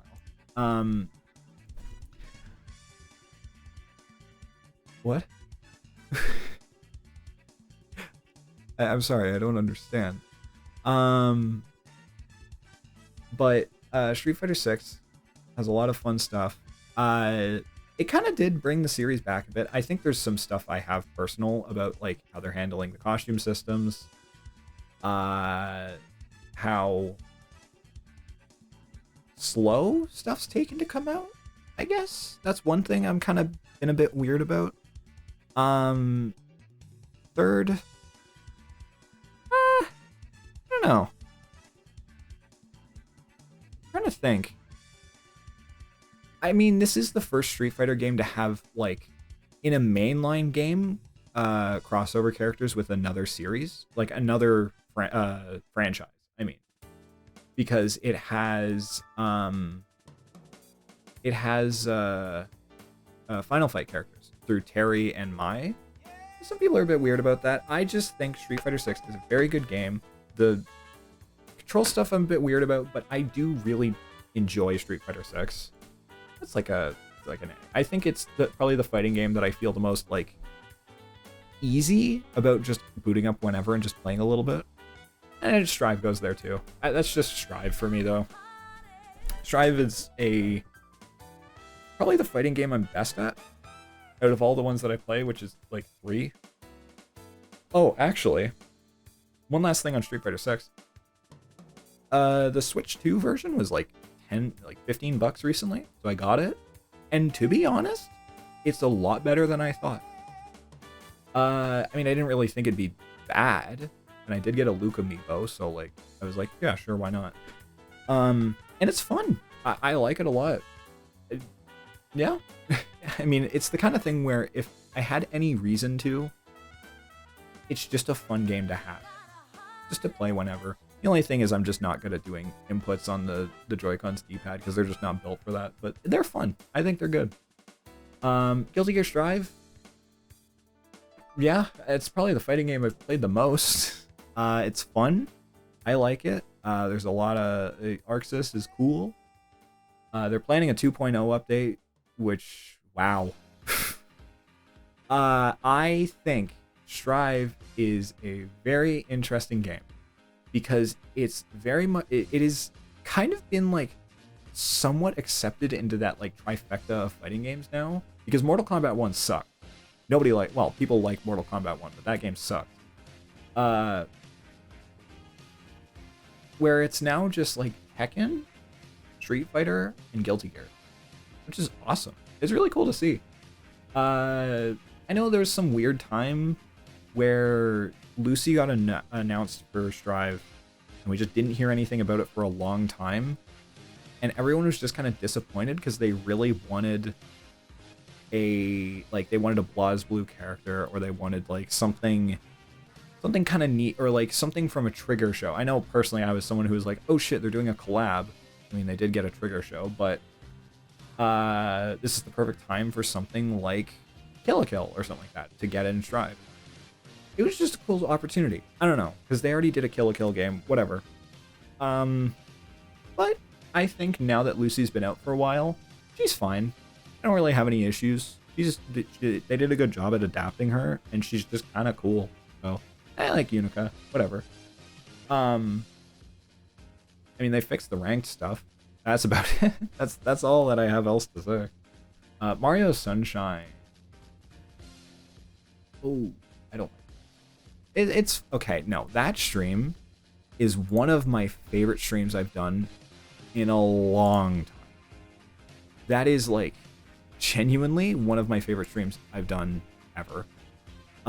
So funny that I did some shorts at one point, and I used some of those dog shit clips that I had of me being assets at Sunshine bonus stages, and I used those in those clips, or in those shorts, and now that is immortalized, and it's very funny to me. Because it's just some of the worst moments I've ever had on stream, but it's so infinitely funny. I think those streams were so much fun. But as a game, I just don't fuck with Sunshine all that much. Aria of Sorrow. We're almost done. We have 6 left, and some of these are going to be kind of quick.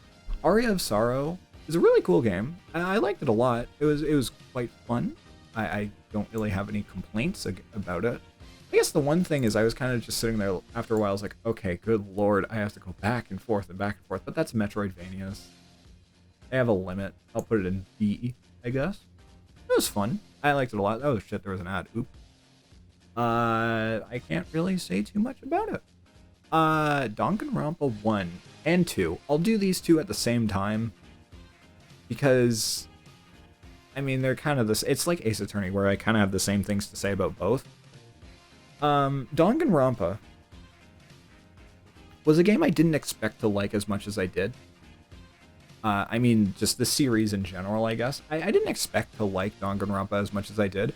I thought I'd come away with it like, oh yeah, no, that's a neat game. But I didn't think, like, I'd really get into it, you know? And then I really got into it. And I think they're both really fun games.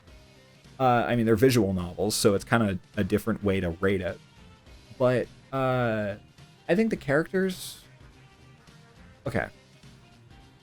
Having some time to simmer on 1 and 2, I think...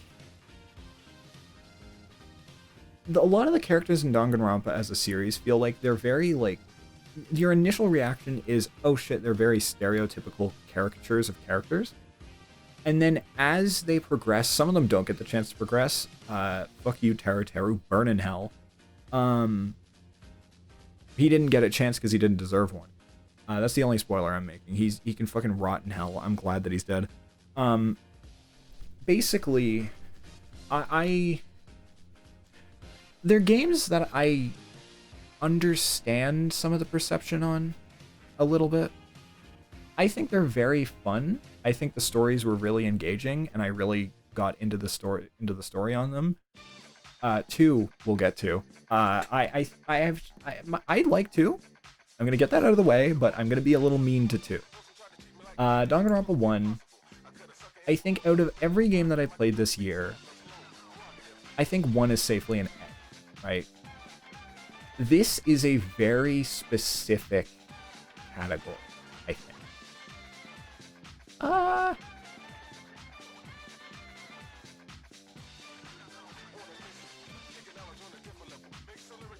Yeah, no, okay. I was gonna move some stuff around, but I'm thinking about it. I think this is a very, like...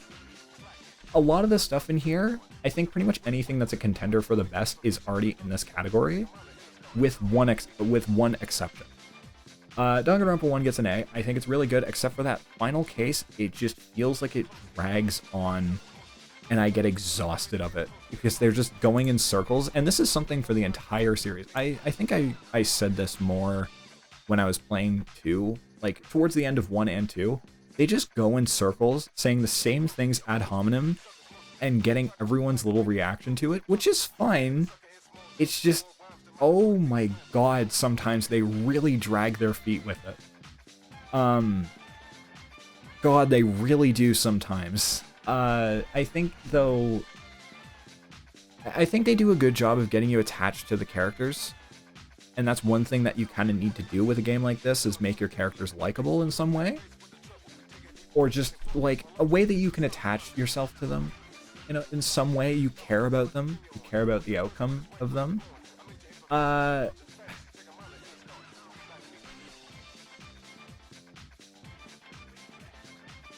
Okay. This is a very weird one for 2. Because there's parts I like about 2 that I like more than 1. There's parts that I like less than, right? It is a very... it's hard to say for 2. Because I think no matter what, I like 2 because I really enjoyed 1. I think there was a lot more bullshit in 2, and it's kind of a bit of the difference that is making me maybe want to put it down in B, is that there was a lot more bullshit than there was in 1. Which makes sense given the setting of 2 and everything, but like, man, I really do think 2 had moments where I was just baffled on how stupid it was. There's a certain stream of 2 that I have wanted to like chop up a bit and put together something for, because oh my god, I was genuinely like, I was going insane. But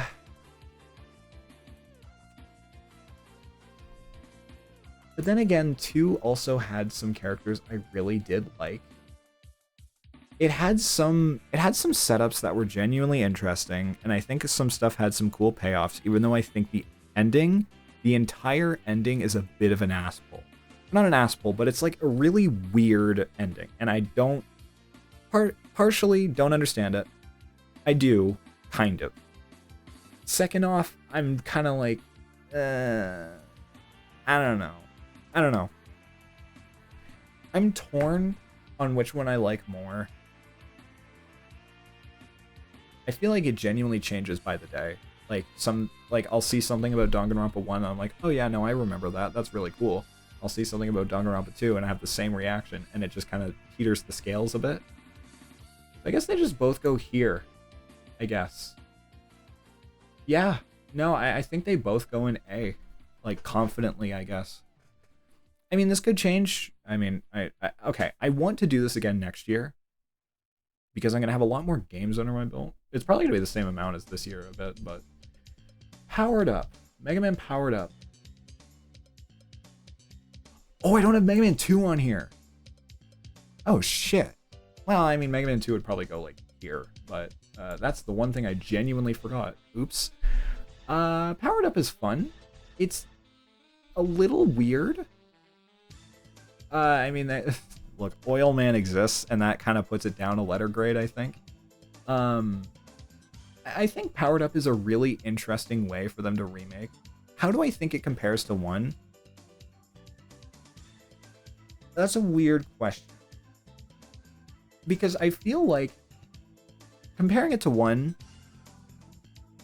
I think 1 is the better game. But I think Powered Up has a lot of really interesting ways of going about things that almost makes me say that, like, it'd be very fun to go and play more. I mean, there is that whole thing about being able to play as every single Robot Master if you kill them with the Buster. I think that's a really interesting way that lets you play through the entire game with a bunch of different characters. And Powered Up has the original stage layouts as an option to pick when making a new save. I think it's really the only way that they could do a Mega Man remake. You know? Add in 2 new Robot Masters, shuffle around some of the weaknesses so that it's not exactly like everyone expects.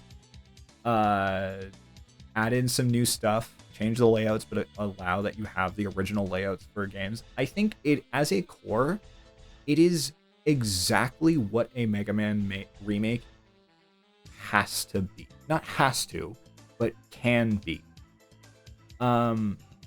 Because if you lean too far in one direction, then it really starts to muddy the lines a bit, and it kind of pushes it more out of the realm of being a remake and more into its own thing.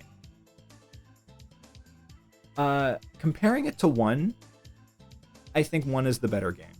I really do.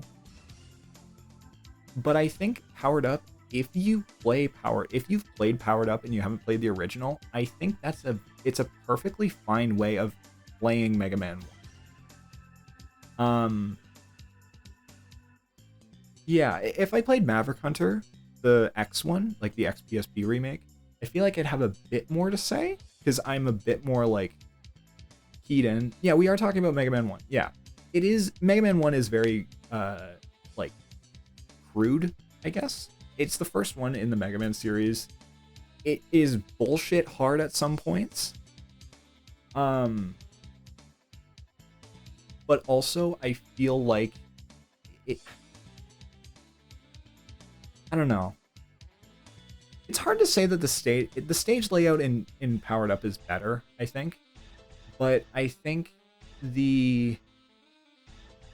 some of it does get a bit, like, weird on some of the new layouts. I think the fact that you can just use the original layouts for stages is very, very good. And again, there's a lot of little things I like about it. I think just Mega Man 1 as an entire package and Mega Man Powered Up as an entire package, they're about the same. I guess. That's kind of how I say it, I guess. Both are perfectly fine ways to play Mega Man 1. I mean, 1 is just the original. I think Powered Up is a completely fine way to play it. And there's no real, like... I guess, yeah, no. I guess there's not really one that I say is better. It's personal preference entirely, I guess. I guess the one big thing that also is kind of pushing me a weird way is... I think the art style is great. I kind of do prefer the original art style, though, I think. Just for the sake of, like... I respect that they tried something new. It's just for the sake of, like... I'm more used to it, I guess. Maverick Hunter, I'd say I definitely skew more towards SNES Mega Man X, but that's also definitely a lot of bias showing. I'd have to sit down and play through all of Maverick Hunter. Maybe for a video or something, I'll kind of look at them both. And then I guess also probably include Powered Up in original Mega Man 1. Oh boy. Okay, well, we have 2 games left, and then I get to decide the big best one of the year for me. Clair Obscur Expedition 33, also known as the Game Awards sweeper, and the game that kind of had a weird little while after the game got all the awards that it did. I guess now's a good time to talk about it too. So I have been asked a bit about the whole AI situation with Clair Obscur. To sum it up best I can, when the game came out, I remember I very much was, okay, I did one stream of it, which was fun. I enjoyed it.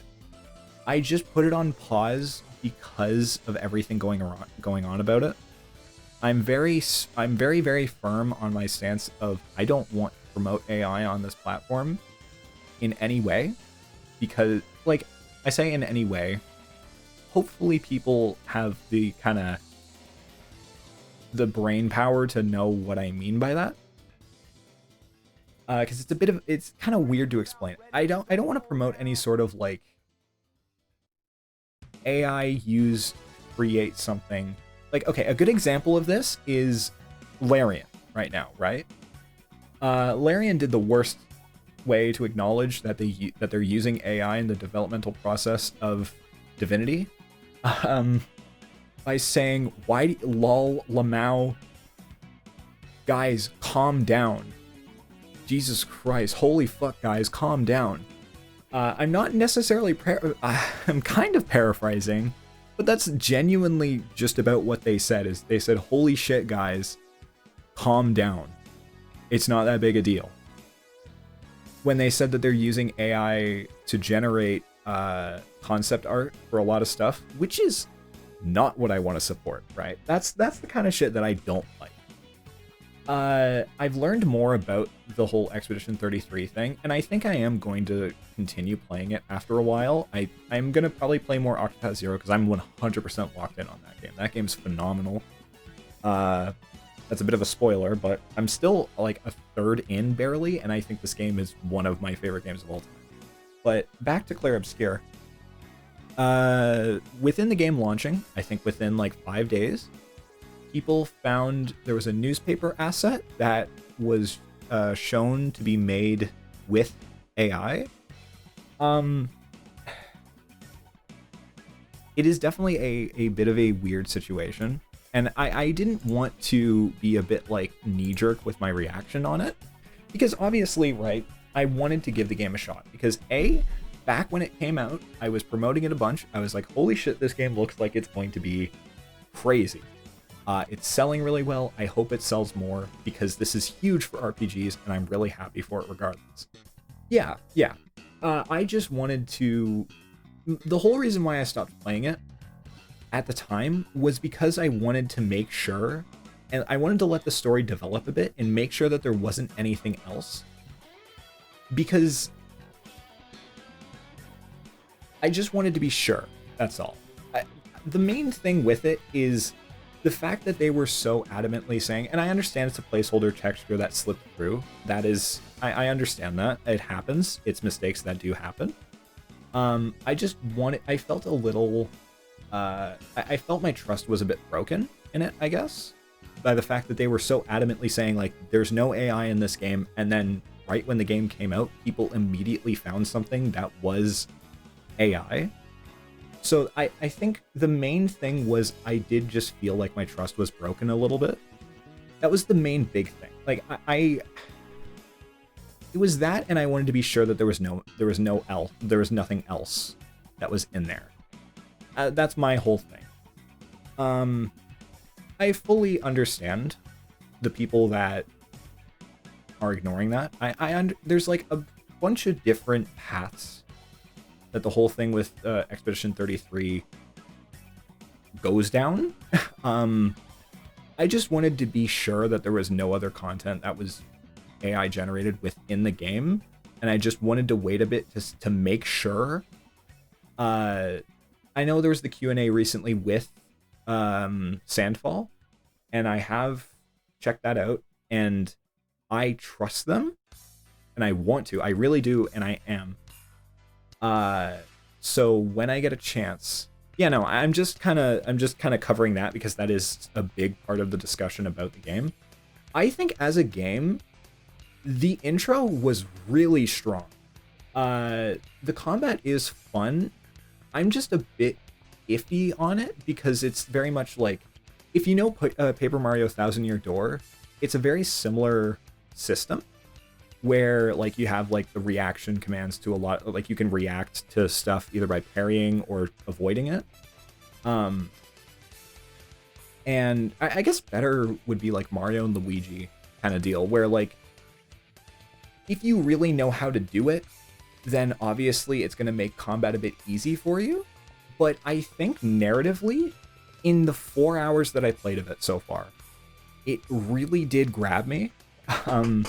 At first I was kind of like, I don't know if it grabbed me, and then I slept on it, and that intro scene is genuinely like, it is such a strong and impactful opening. I do recommend people play it. I really hope this is a joke. I hope that me saying this, I don't wake up tomorrow to learn something else happened with this game. I think it does genuinely deserve the praise that it gets. I just think right now there's genuine concern, which is the camp I'm in, with the whole everything else surrounding the game. There's the genuine concern of I hope this doesn't have a bad effect on the genre, which is kind of already having that. I don't want everyone to do it, right? I don't want everyone to make a game exactly like Clair Obscur Expedition 33. I want this game to feel unique, and I think it really does, and I really, really recommend it.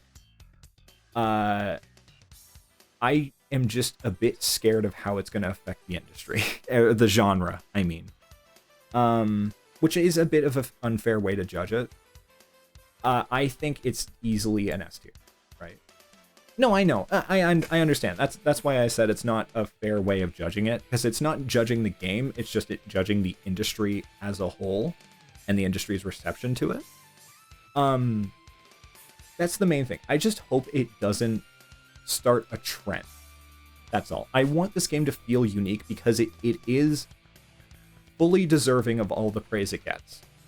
I will 100% stand by the fact that it deserves a lot of the praise that it gets.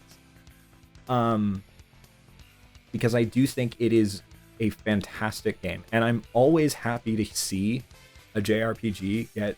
I say JRPG, it's an RPG, the genre of it, it's not JRPG, because it wasn't made in Japan. That's the main thing that defines a JRPG and an RPG.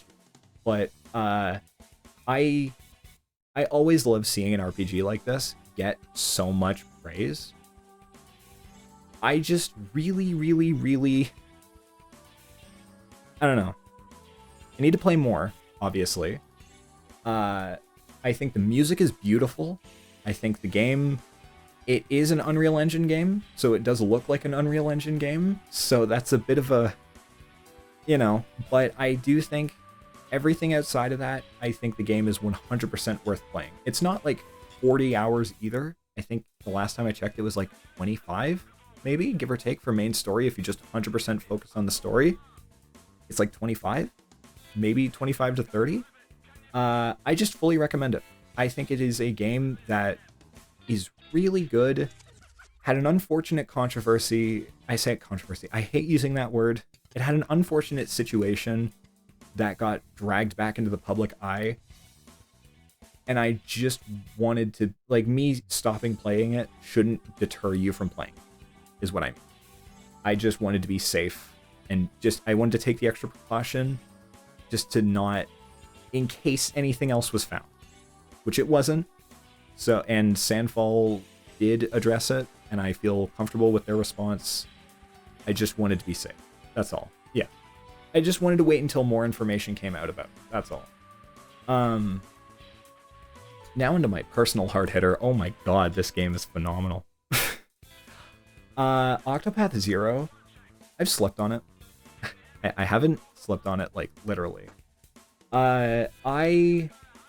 In what, 4 streams? I think I've done 4 streams of Octopath Zero so far. It has constantly surprised me with how genuinely amazing this story is. It's a lot of smaller stories broken up, and that's one thing that I do worry about Octopath sometimes, is sometimes the stories feel so disconnected from each other, or just they feel so, like, what's the word? Sometimes you don't get a lot of time to really click with the stories, because you're getting portions of other stories while you're getting this one.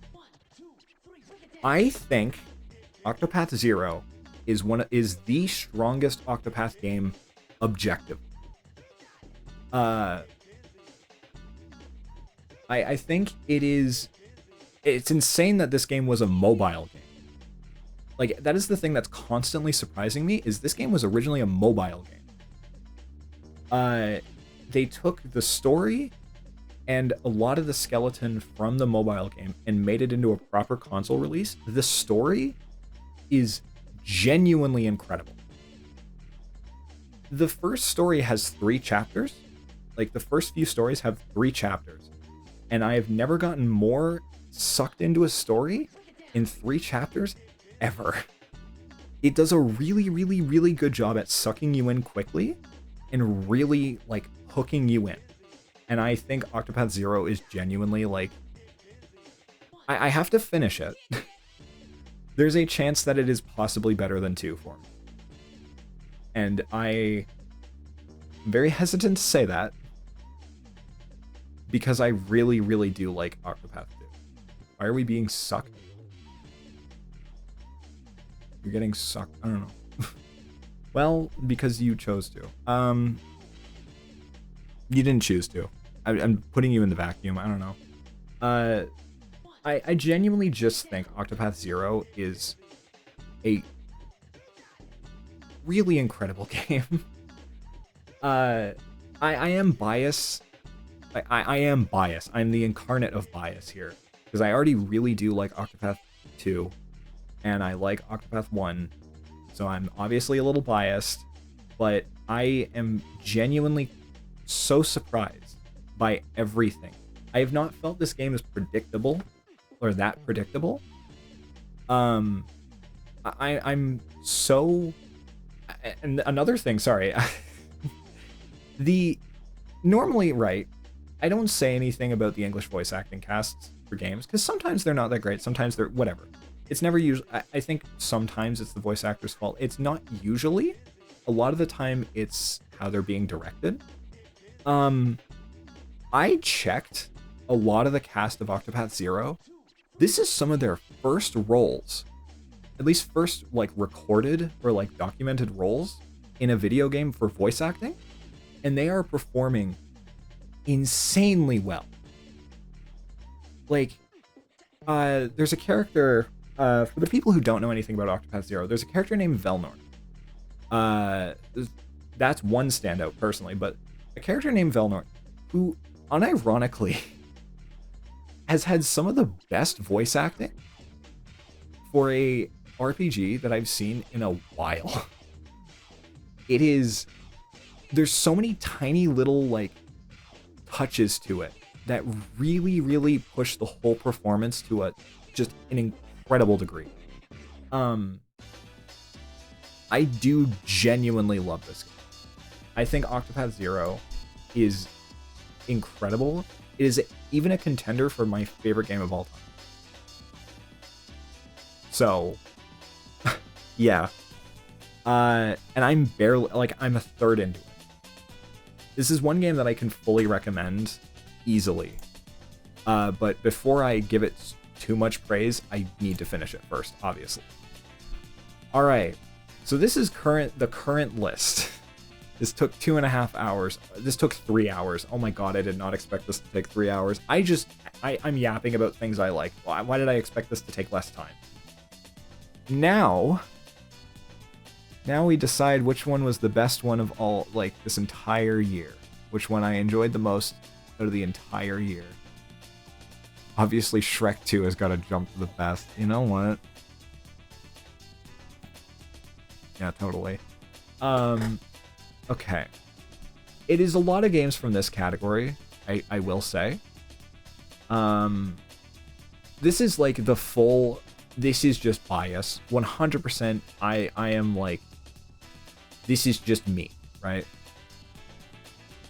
This is me not worrying about anything, not like thinking like, okay, like whatever.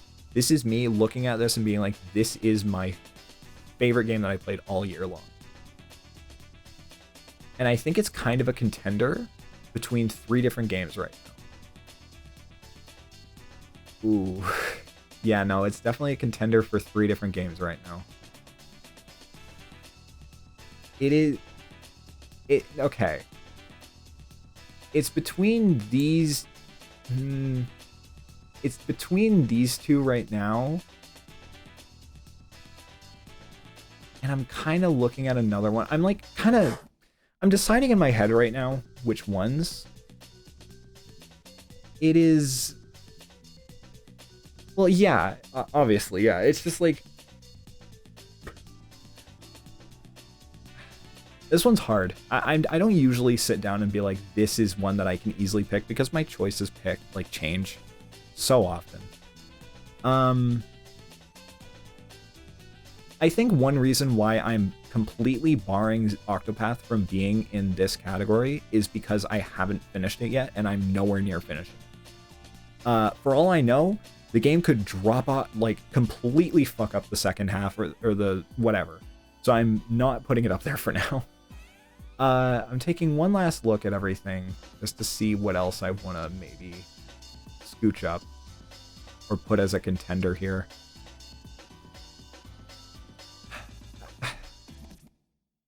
This is no, okay. Me putting this here is such a... That's like, okay. As much as Final Fantasy VI is a fantastic game, I don't want to put it there, you know? I love Final Fantasy VI. It's one of my favorite games of all time. And it is actually... I'm looking at this list. There's a lot less Final Fantasy stuff on here than I thought. A lot of Final Fantasy stuff was on the YouTube this year instead of the streaming. Oh, God. Are there any other games I want to put in contending, like in contention for that? No. I think it's genuinely between these 3. Which is going to be really hard to pick between these 3.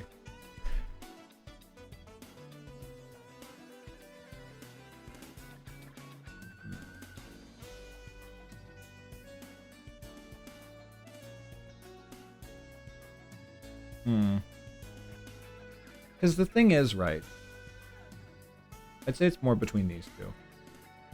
Which has made it infinitely harder. Because both of these games I had so much fun with. Skies of Arcadia is one of my favorite clips that I've ever gotten because it was genuine perfect timing. It will never have... That clip is golden because it can never get better timing than what I got. It's so good. It's so good. I love that clip so much. For the people who don't know, it is spoilers, but It was like halfway into Skies of Arcadia. I'll see if I can find it real quick. Hold on. I will try to be quick about finding this clip, because this clip is so good. It's my favorite one. Long time favorite one. Alright, clips of my channel. Hold on. I'm trying to kind of scroll through some of this stuff a little bit. Five Nights at Fuckboys. I remember those games. I actually remember those games. Some of them were a little... Well, what? Is such... Emote? What? I don't understand, I'm sorry. Here we go. Here we go. Hold on. Let's... Oh. Ah. I'm silly, I'm sorry. Okay, here we go. Let's put this link into here. Paste and go. Alright. This is my favorite clip to come out of Skies of Arcadia. Is this it? No, this isn't it. Why is this? No, this isn't the right one. I accidentally said Morocco instead of something else. I did not copy the link for that one. What the fuck? I genuinely didn't copy the link for that one. Oh, I see. I just confused myself. That's not the right one. This one. This one is my favorite clip from Skies of Arcadia. This is spoilers. I recommend you play this game. Genuinely, I say that you should play this game for yourself because this is a incredible game. So just keep that in mind that this is spoilers. But this is just one of my favorite clips ever. Hold on. There's so many good clips that came from this game, and just so many so many moments. Oh my god!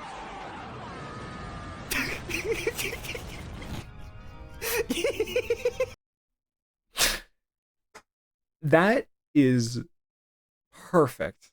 I love that clip so much. I think it was like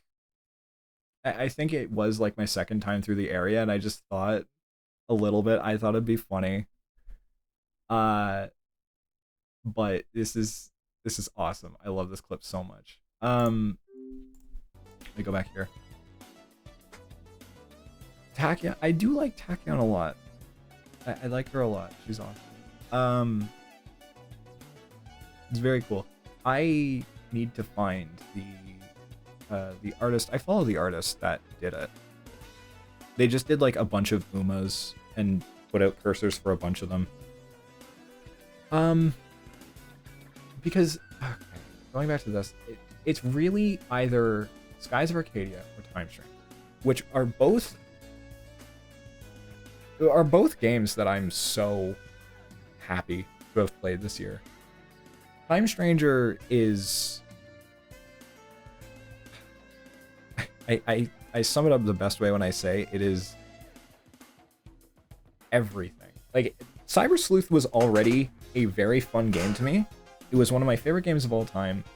I enjoyed it a lot, and it really got me into Digimon. And Time Stranger is such an improvement on a game that I already love. And I didn't even think that was possible for a while. I was looking at Time Stranger, I was like, okay, I just want this to be good. And it exceeded every expectation that I had. I loved this game. And I think part of it, why I loved it so much, is just that I like Digimon a lot. But it's that little bit of extra, like, care and love that they put into the game. It's beautiful. The animations are beautiful. The story is very good. A lot of the little, like, rough parts of Cyber Sleuth got smoothed out with Time Stranger. And it's very hard for me to find... There was definitely some stuff that I think I mentioned when I played it that I was like, alright, you know what, I'm not a fan of this. Like, the one thing is the fact that you can't view Digi-evolutions when you're training them in the Digifarm. So you have to take them out, check the stats, and if you get it wrong, you have to go back in, go through another loading screen, put them back in, train them up. So that is the one thing I sit here, and it's not a huge thing, it's the one thing I sit here and I think that needs to be fixed. I really, really hope that they do fix that. There was a survey that they put out a while. I made sure that I mentioned that. I did actually go through and do everything in the survey. I was like, all right, yep. Talked to, just gave any bit of criticism, not criticism, but any kind of tweaks that I thought anything should happen. I gave all that.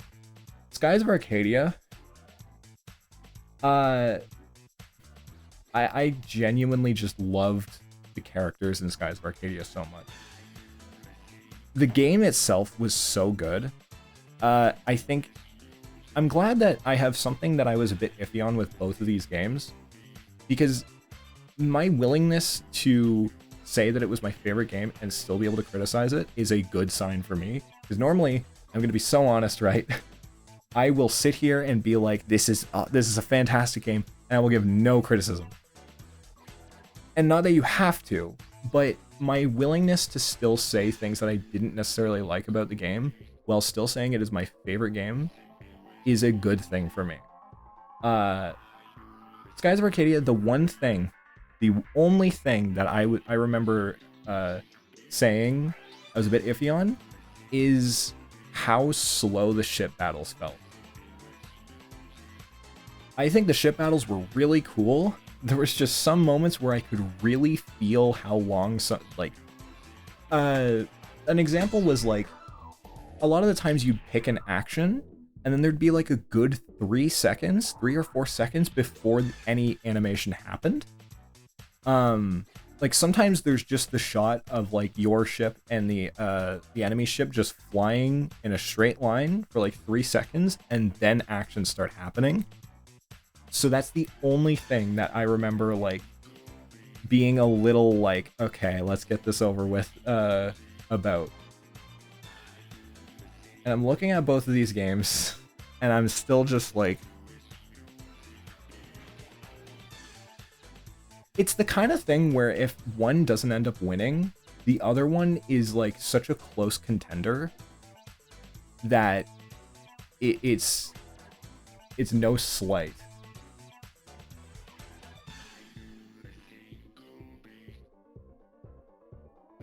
I'm gonna be honest. Much as I love Time Stranger, and I genuinely do love this game. I've been one of the hardest sellers for it. I've been wanting, I've practically been like, people who don't know Digimon, this is the perfect time to get into it if you ever had any moment. I've been actively trying to show people Digimon that I think they like. And it has worked to a degree. Some people have tried it out because of my endless pestering about it. I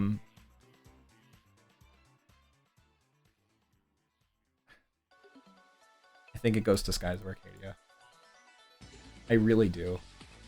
I think just everything about playing this game was... It's a single-use tier list, unfortunately, because I was like, oh, I'm just going to do this for stream. So I just made it as a single-use one. But by all means, if you want to make a tier list out of all these games, hi Suki. I think Skies of Arcadia. You're here to hate me. Is it because I put Danganronpa 1 and 2 in A? Or is that like, I mean, I put Deltarune in S, so like, is that fine? Or you're drunk? That makes sense. It's New Year's. You just hate me. Yeah, okay. That sounds about right. I think Skies of Arcadia, just everything about it was just like, I think it was just the best possible time for me to play it. Everything about it was just a wonderful time. I had so much fun playing it. I was just having a great time. I was having a fantastic time. Also, yeah, Suki, I was gonna do Freedom Unite, And then this took 3 hours, and I didn't intend for this to take 3 hours. I really genuinely expected that this would take an hour and a half. I did just genuinely think that this would take an hour and a half. I underestimated how much I could yap. But Skies of Arcadia, I think, has to be the best game that I played this year.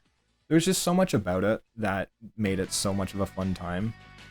I feel like I had a lot of fun just getting into the characters and just everything about it, that I think it just has to win.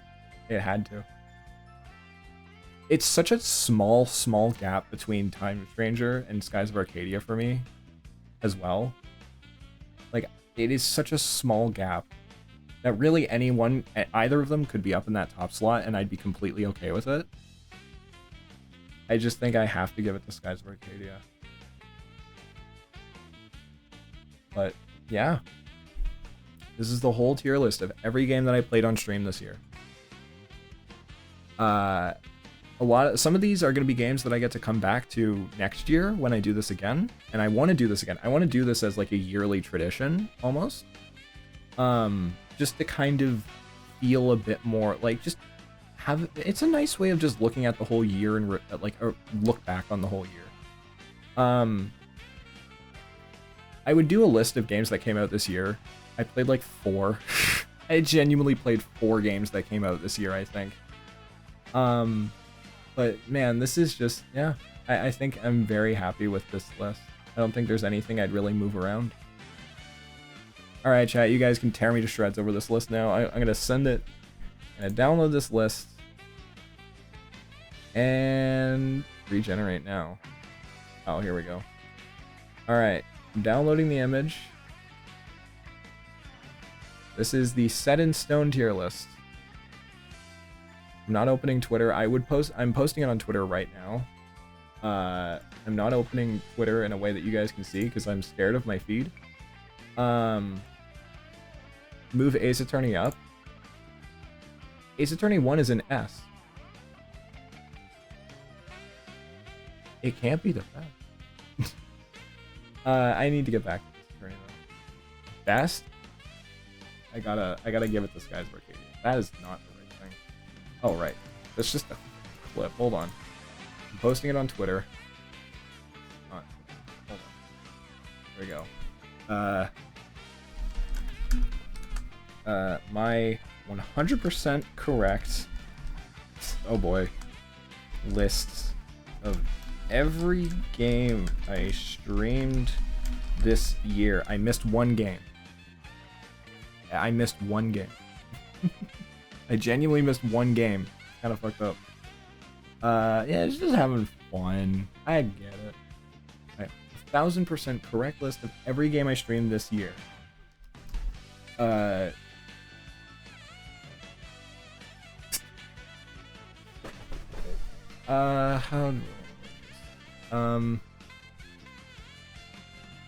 Go nuts. I'll just say go nuts.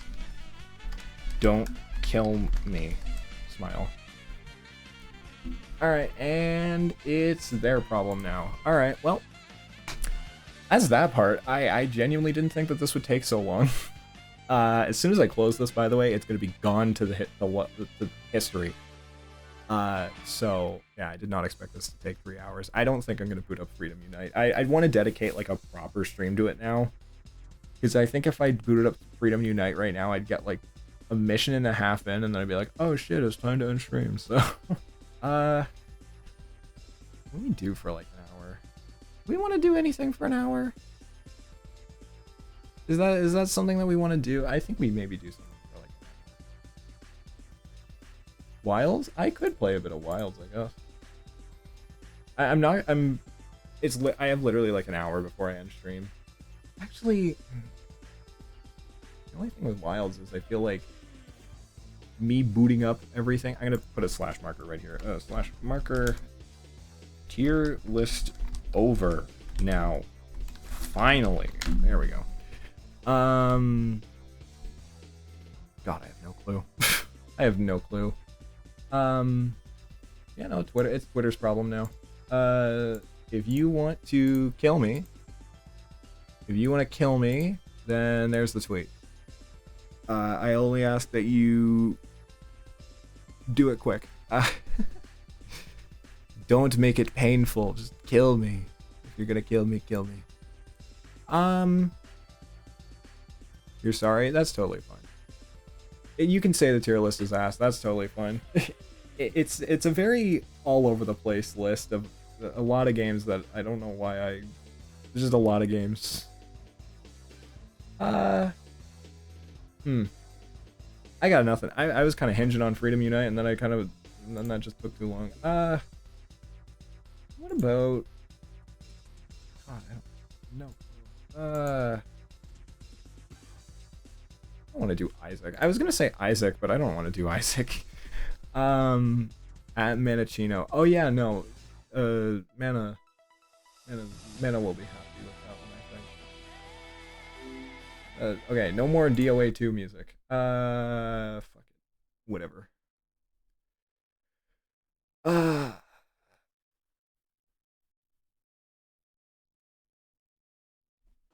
have I got on my Switch? Hold on. It's genuinely just like an hour, so oh, that's right, I was looking at Five Nights at Freddy's 4 on Switch, because I thought that'd be funny. Fuck it, Air Riders. You guys want to play some Air Riders?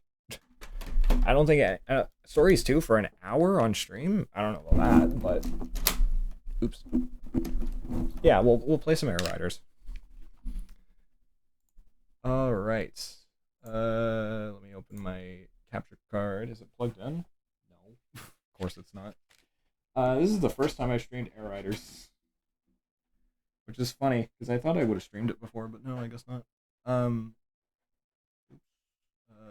on. There we go. Okay.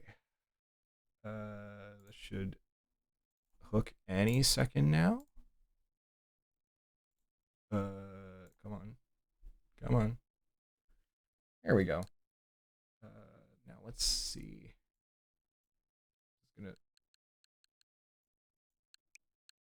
Is this coming through? No, I have to make it capture. Got the audio, got that. Perfect. Oh, I should change my category. Kirby Air Rider. Kirby Air Riders. That's just like the first thing that came to mind, I guess. Because like I can't really start anything right now. That's kind of the weird point I'm in right now, because I just can't start anything right now. So just like anything that I've already streamed is fine. Let me just reset. There we go. Boom. This game's awesome. I love this game. I've been looking for an excuse to play this on stream. Look at how good it is. Look at Kirby. He's cool. I was gonna do the story mode on stream at one point, and then I just sat down and did it all in like an afternoon, and I was like, alright, well, I'm not gonna stream this now. This game's so fun. Man, I love Kirby. I'm glad I'm a Kirby fan. Holy fuck, Marks was gonna kill people. Bam. Alright. Is it quiet? Is it quiet or am I insane? I might be going insane. I feel like it's quiet. Weird. I don't know. Very weird. Okay, whatever. You know what? Let's just do a fucking city trial. City trial is so much fun. Like genuinely, city trial is so much fun. I love city trial. Alright, let's do... Now, okay, I'm gonna be so honest. Bitrate might suck during city trial. Just because of how stupid it gets sometimes. So I apologize in advance. This might not even be archived. Stream... Or VODheads, if you're seeing this, then... Yeah, you know what, sure. I'll archive this, because this is fun. It's just Air Riders. Just hanging out. Do I want to get fucked up by... Yeah, I want to be fucked up by the CPUs. Let's go.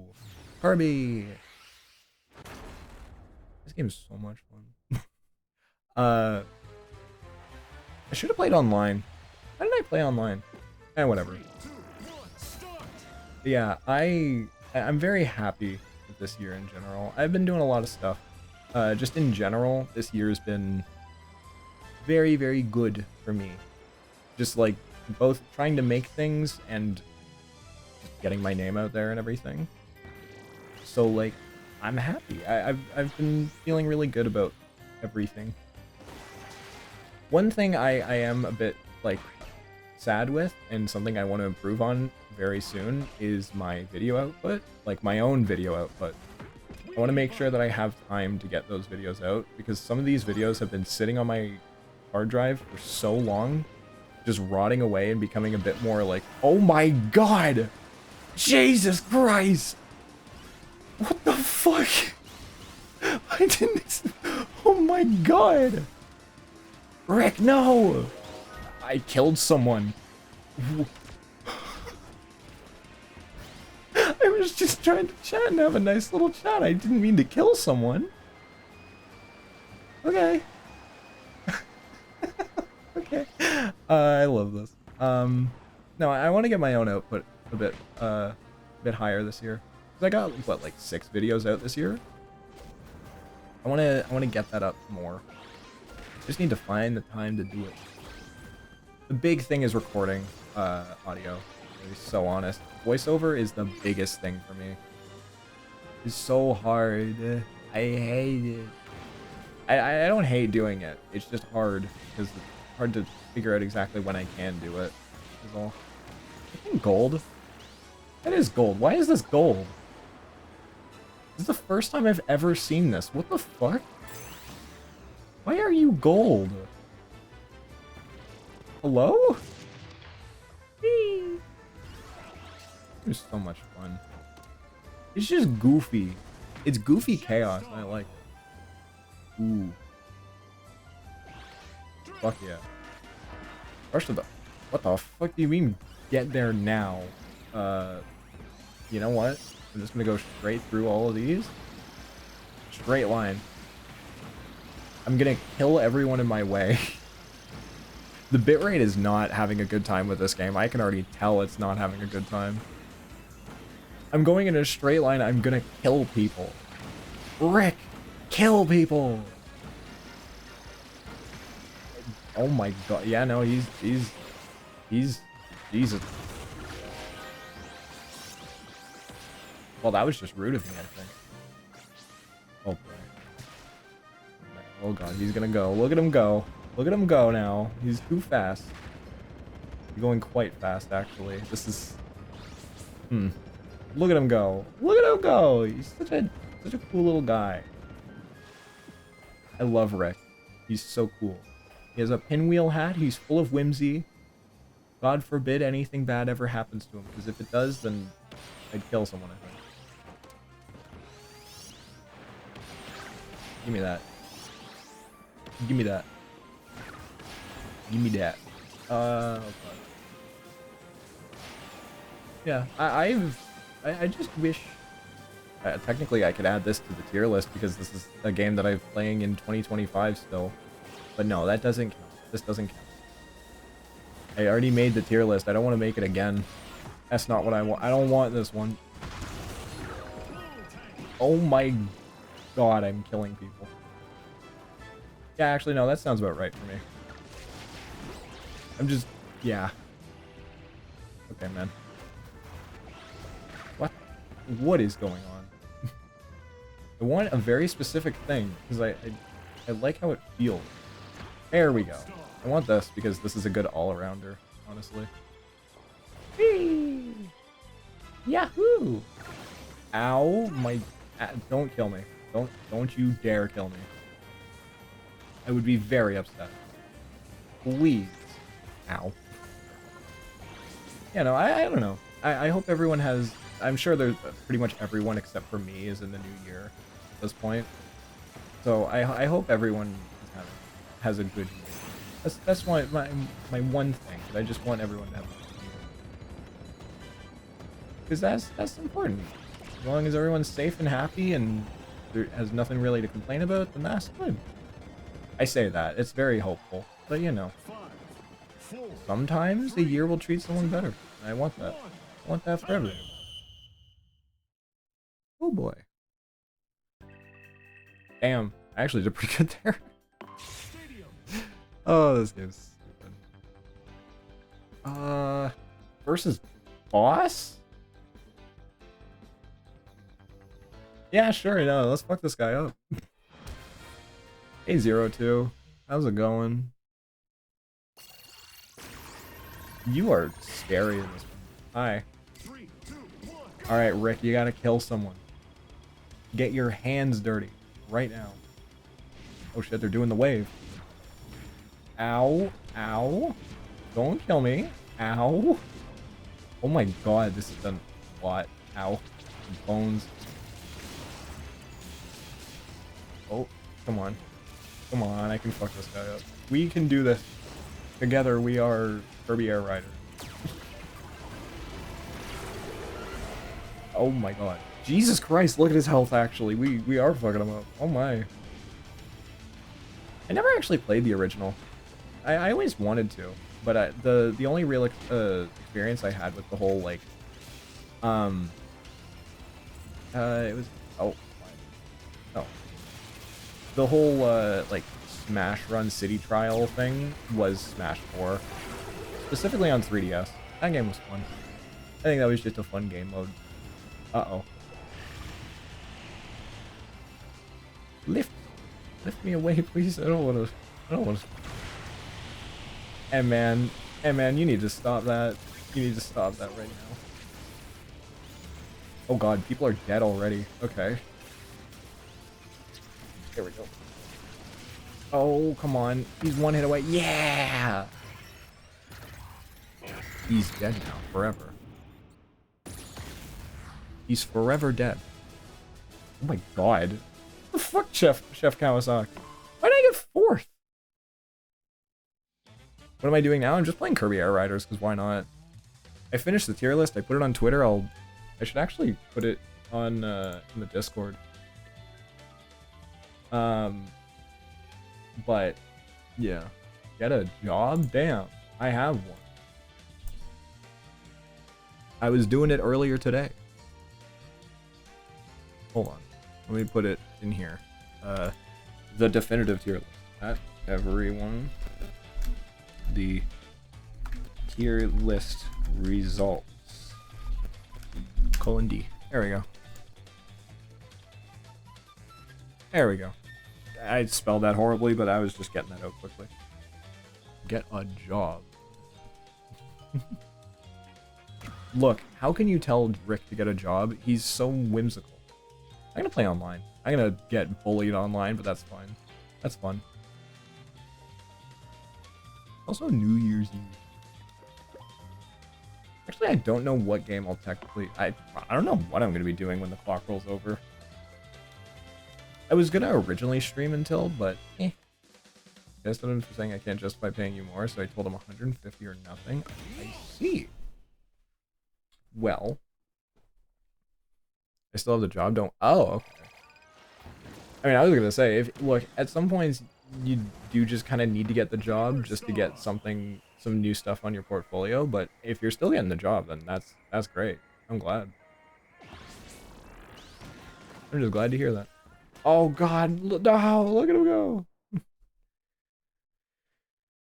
This game's so much fun. I'm glad I got it. Kirby Air Riders added to the list. Nicholas, oh my God. Nicholas. We're both Rick. Such a wonderful day. Too many Rick. I want to get in a lobby one day where it's just filled with Ricks. I'd try and orchestrate that myself, but I do not have the audience, nor do I think that many people in my community have Twitch dues. But yeah, I mean, that's the art world. You gotta make sure that you feel... Okay, let's kill him. Let's kill this guy. Let's beat him to death with No, we have to work with the other Rick. You gotta get my ass over here. But yeah, no, that's the whole thing. Is you just gotta... What the fuck? Am I riding King DDD in a sailor outfit? I see. Well, you know what? There's been weirder, I guess. Yeah, you know what? Hey, look, he can dress up however he wants. It's 2025. We're happy for him because he's just expressing himself. It's awesome. Right, chat? King DDD of all people is still allowed to express himself. Whee! Wahoo! Such a whimsical fun time. Yeah, Mega and Digimon? Hell yeah. Yeah, no, God, yeah, I really am thinking about it. It could have gone to either of the two, and I would have been so happy with it, and I am. I'm just very glad that that both of those games were wonderful games that I played this year. Hopefully next year, by the time I get around to doing that tier list, he's huge. Oh god, oh fuck. Everyone get out of the way. Hopefully by the time I do the tier list again, Skies of Arcadia something has come out, so then I can put it on the top again next year. Just so I have excuses. Good old excuses. Yeah, run, Rick. Get him. Get him. Get the ass. Yeah, kill him. I love just running people over in this. It's so much fun. I can't understate how much fun that is. It's just a drive-by. And it's so amazing. I know for a fact the bitrate for this game is ass, but its numbers are flying through the air.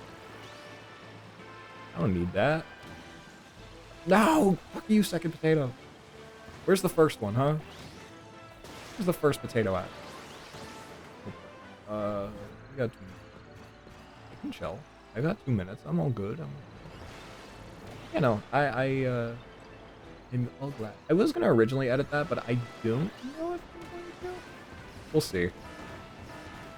I do want to start kind of blending a bit more stream highlights in with everything that I do. So we'll see. We'll see how that ends up going. At least on the main channel. I feel like those will do fine. I was debating on maybe putting them on another channel, but we'll see. 3, 2, 1, start. Oh boy, I'm gonna die, aren't I, huh? I'm gonna fucking die, dude. Look at this shit. I'm against like 5 people here who are 10 times faster than me. Oh god. Oh god. Good heavens. I got like 3rd. What? Did I? I did get 3rd. Okay. Somehow I'm faster than how many people participated? Like 11? Oh, it tells me at the bottom of the, I'm just stupid. You know what? I'm stupid. I'll take that. I'm stupid. That's understandable. Whee! Wahoo! Yippee!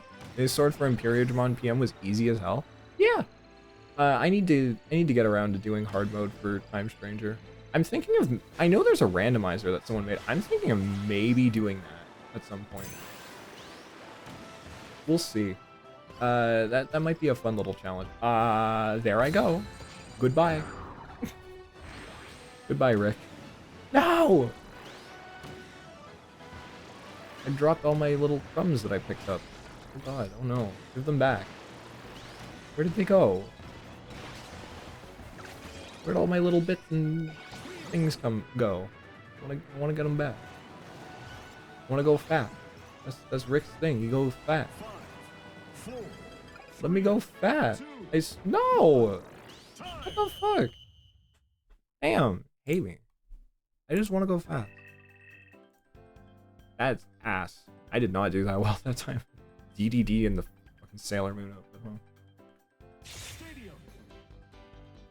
There's not even any guarantee that this is gonna go for like an hour. I'm just gonna play until whatever. This worked. I don't even know how well I'm gonna do on this one.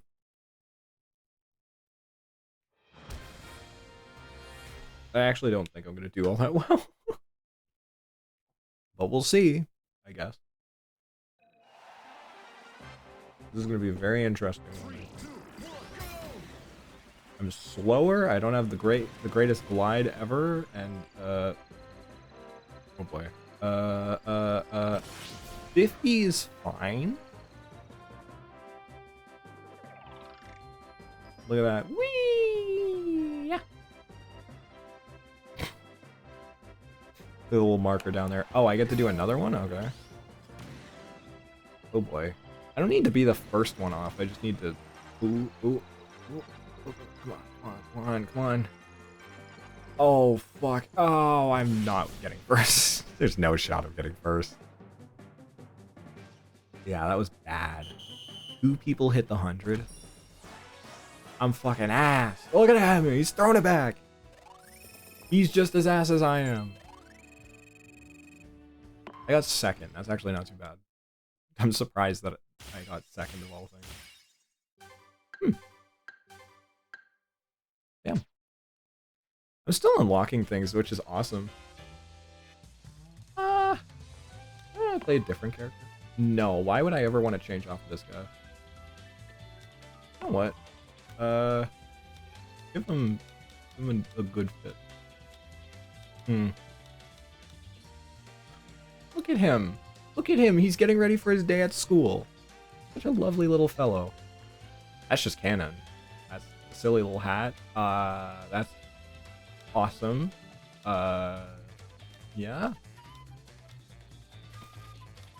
Oh god, he's a Karen now. He's so pretty. No, no, okay. I can go through every hat in this game. The pinwheel one is so amazing. It shows his love for the world. His unguided eye of whimsy and love. So lovely, so beautiful. So untainted by the world.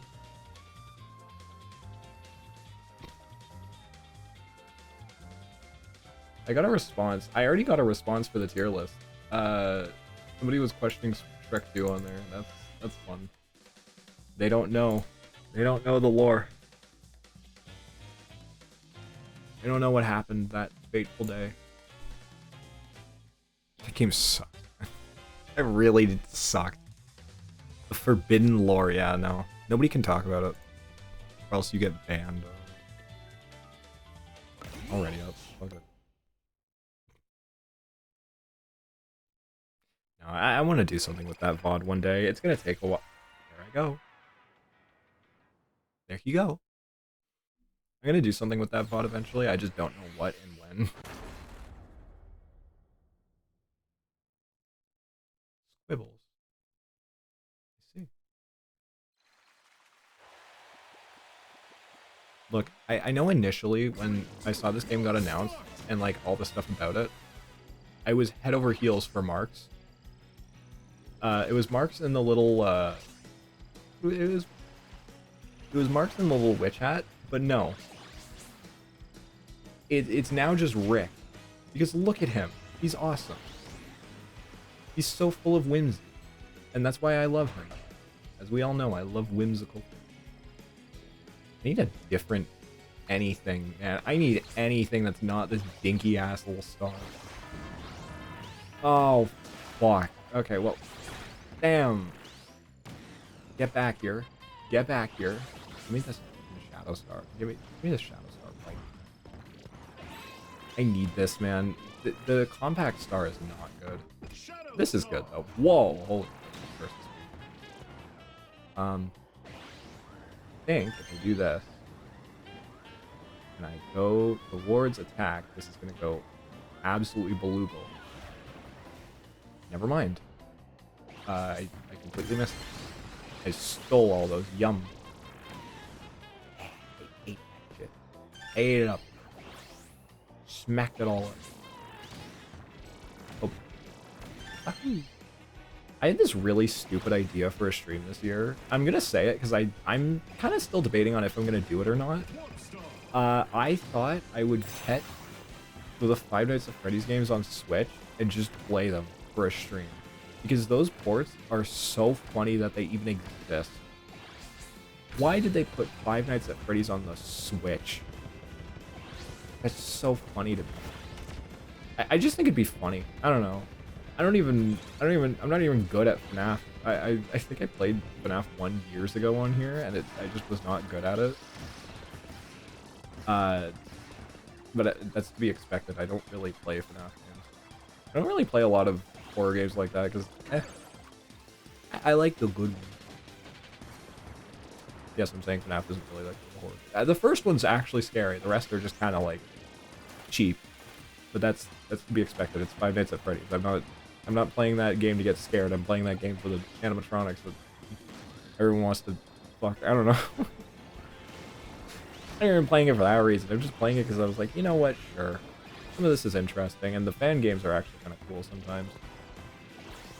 Some of them aren't, but whatever. That's a whole can of worms. That's its own thing. Oh, I can't boost. Well, this is... Come on, Rick. Break it off. Break it off. Break it off. It's an unhealthy relationship with this game. There we go. Yay! Wahoo! Oh my god. I'm gonna die. Oh my god. I'm gonna die. Oh my god, I can't. Oh. I'm not gonna die. Don't worry. I got better. I got better.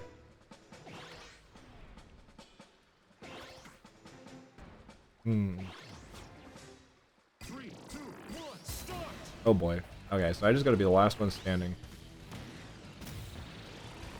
It helps when everyone else is not. It's a dust up. So I just gotta. I think I gotta get all the items. Anything? I'm dead. Never mind. They fucking killed me. Cruel. I think he killed. I think he actually stabbed me. That's fucked up. I'd never wish that on anyone. Even my worst enemy. That's a lie. Maybe. I don't know. Probably not. I don't think. We'll see. Whee! Oh my god, look at him go. Oh, it's time. Jesus Christ! Slow down, Rick! Slow down! Slow down! Jesus Christ! He's too fat. He's too fat. He's simply too fat. Jesus Christ. I love that. I love that it's just bullshit fun. But Jesus Christ, he's... Okay, fuck you. What did I do? What did I do you, huh? I don't know. Yes. I'm gonna be the fastest thing alive. Make me so fat. Whee! Ahoo! Look at me go. Ow. Yay. 4, 3, 2, Woohoo! 1, time! Look at him flying. He learned how to fly. Everyone loves him for it. Everyone loves him. I got top speed. Or no, that's boost. That's boost. Stadium! Oh boy. Rail panic probably. It's telling me to do button rush, but that one's, it's not bad. I prefer the other ones because the other ones are very fun and silly. They're silly. I love silly. I hope everyone had fun with the tier list. That was, yeah, I said that a few times. I wanted that to not take as long as it did. Turns out I just like yapping. Who would have thought? I'm glad. I know I did that one tier list video. I might maybe do something with that, but I don't know. We'll see. It's kind of one of those things where it's like, I talked so long about some stuff that I don't think it'd be good for me to crunch down. Because there's a lot of games I'd have to cut, and I don't know about what games I could cut from that tier list. Just take some more. If I could, I'd play Burnout right now. And oh, thank you. My posture is perfect, but thank you. And I will. I'm orange. Urbanite. Okay. Damn, I got second. That's what the hell. Okay. Internet famous? Are we? Are we sure we're talking about the right person here? Where is it? Where did it? Normie influencer. First class. What the fuck? Hybrid internet famous. That doesn't apply to me. Maybe after June 24th. It will, I don't. It won't. It won't. Or January 24th. It won't. If anything, it's just gonna get. I'm just gonna. Jane? Everyone's playing Rick. I love this. There's at least one other Rick in every lobby that I'm in. It's beautiful. It's like seeing a 4-leaf clover. It's so beautiful. Because he's just stands. Look at him stanced up too. He's just. He's ready for anything. There's a yellow Kirby. Frankie? Wow.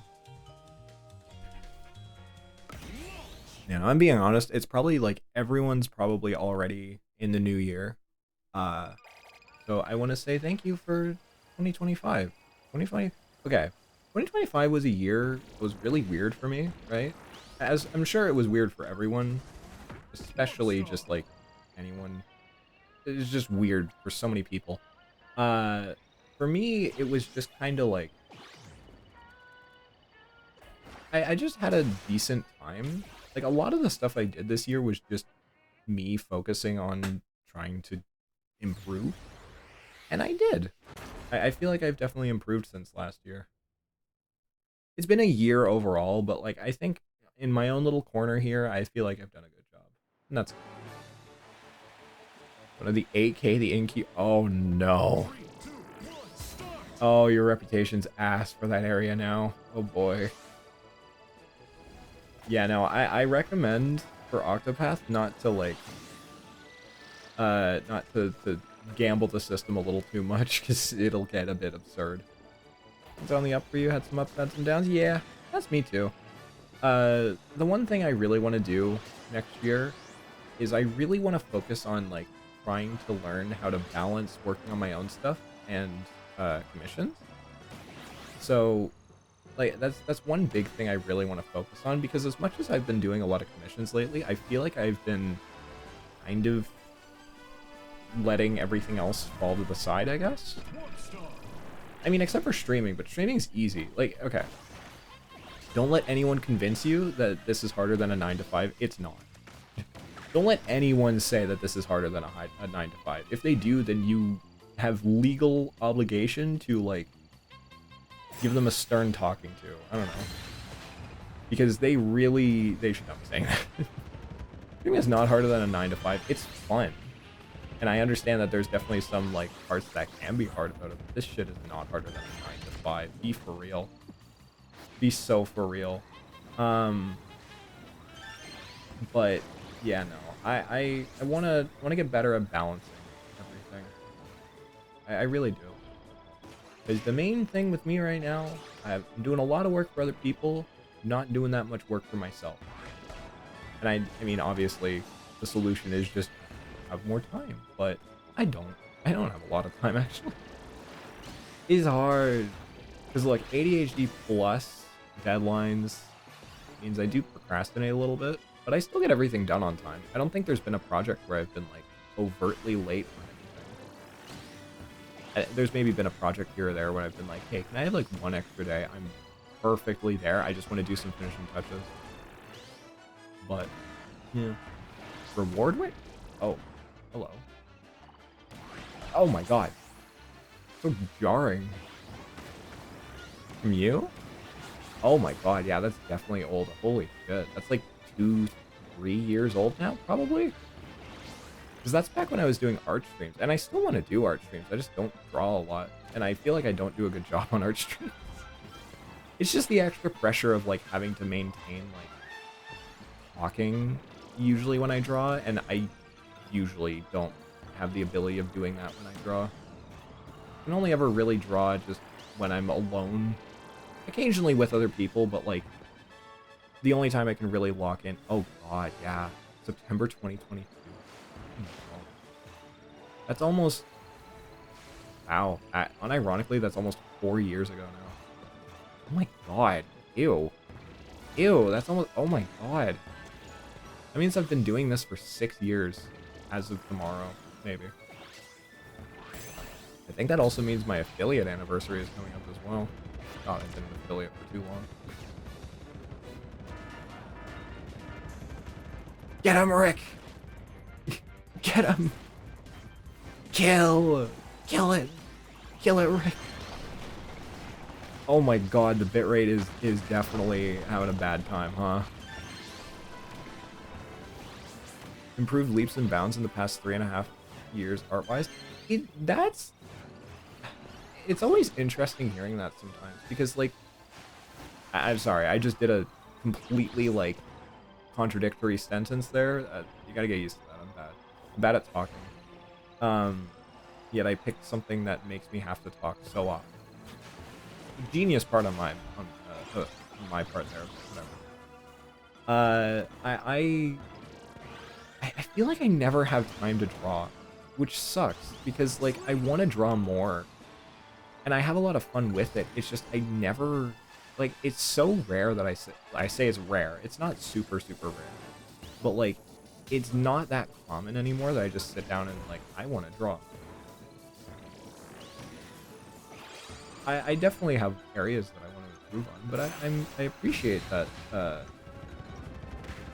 I appreciate that I like my growth has been more noticeable in that aspect, because that's the thing that I'm, like, really proud of. That and editing, it's just two different parts of media. I just like working with media.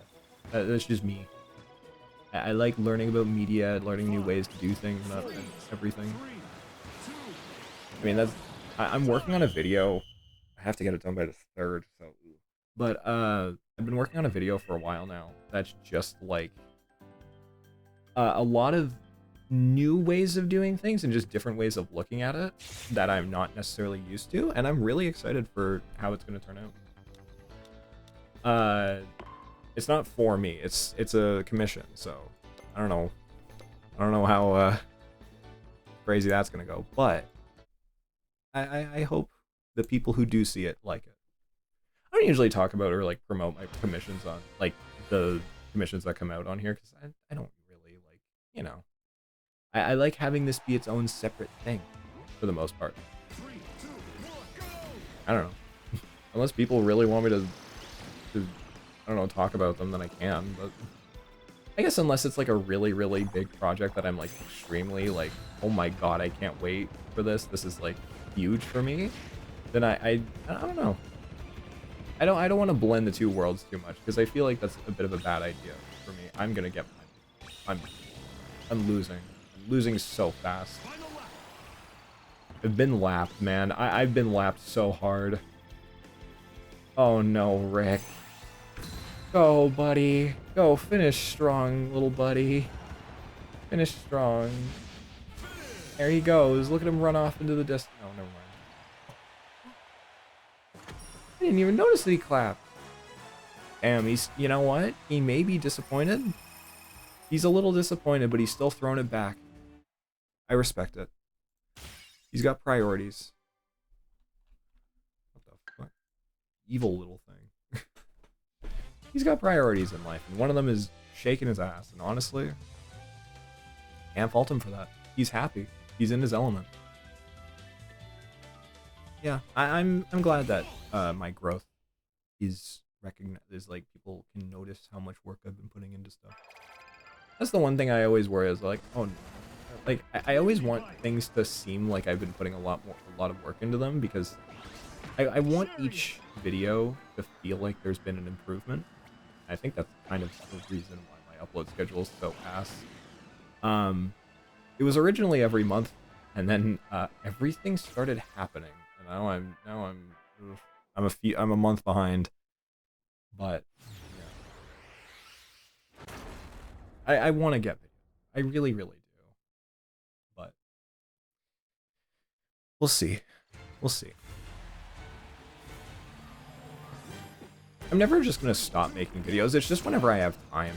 That's really how I want to look at it. It's just whenever I have the spare time to be able to make them. Just because it's like a good few days worth of dedication. So, honestly, right? If I didn't have other responsibilities and I didn't have to worry about having to, you know, make money, then I would probably be able to get a video out like every 2 weeks. If I could like 100% lock in on it, I would probably be able to get a video out every 2 weeks. Warp star.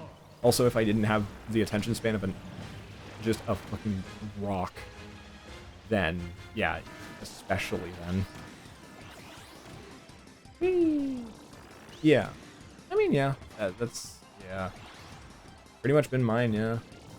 I mean, this year I've had the worst clients and the best clients I've ever had. I will not say who, because that's just not a good idea. But it's been a very interesting year. I've gone through a lot of weird moments and a lot of really cool opportunities. And I can't wait to see what the new year has in store for me. Because look, as much as this year's been dog shit in some aspects, I'm very like optimistic about how next year, you know? Because a year's a long time. As long as sometimes it doesn't feel like that, but a lot of people don't realize how long a year is. It's a long time. If you think of it this way, that's 365 days? Could be wrong. If I'm wrong, then I can't be wrong again. Oh. Ooh. Ow, my ass. No, Rick! No, he's dead! What the fuck? God, I really got murdered there, huh? Oh, God. Okay. That sucked. Yikes. Is this gonna be a good one? Yeah, it is. Oh my god. Oh my god. So many good ones. That's good too. I wanna... I don't know. I like what I'm doing with my channel right now when I do make videos. I just want to branch out a little bit more.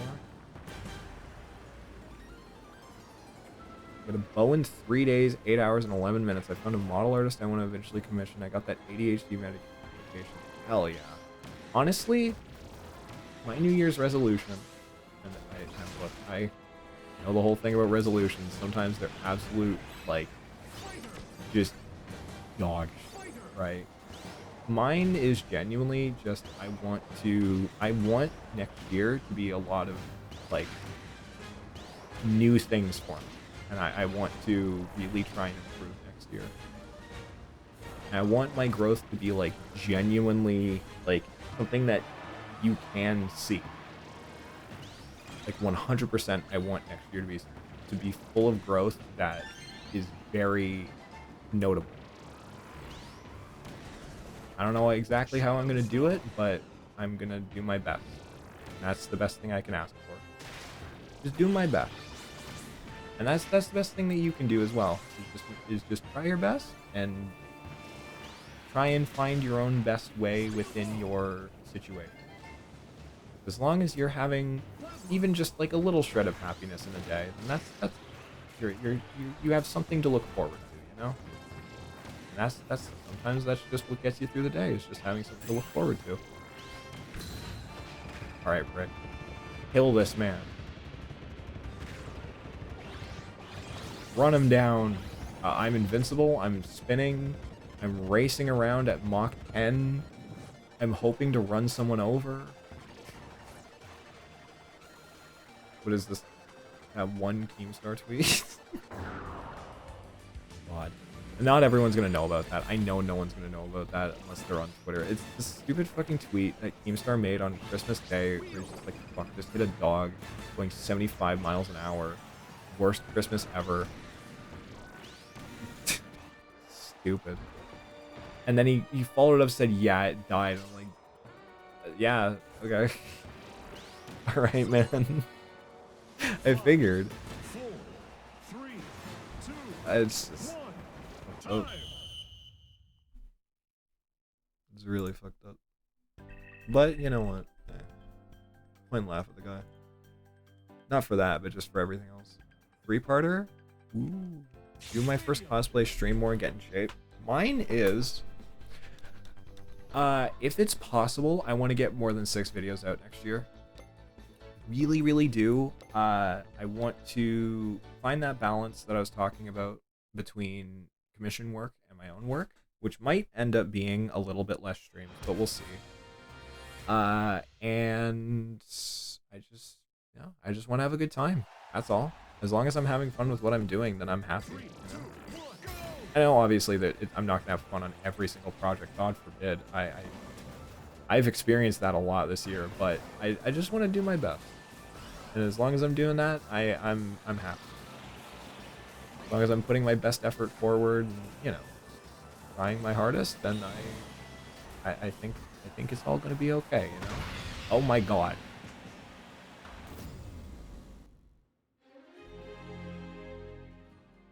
And Rick is dead. Rick died. I'm sorry.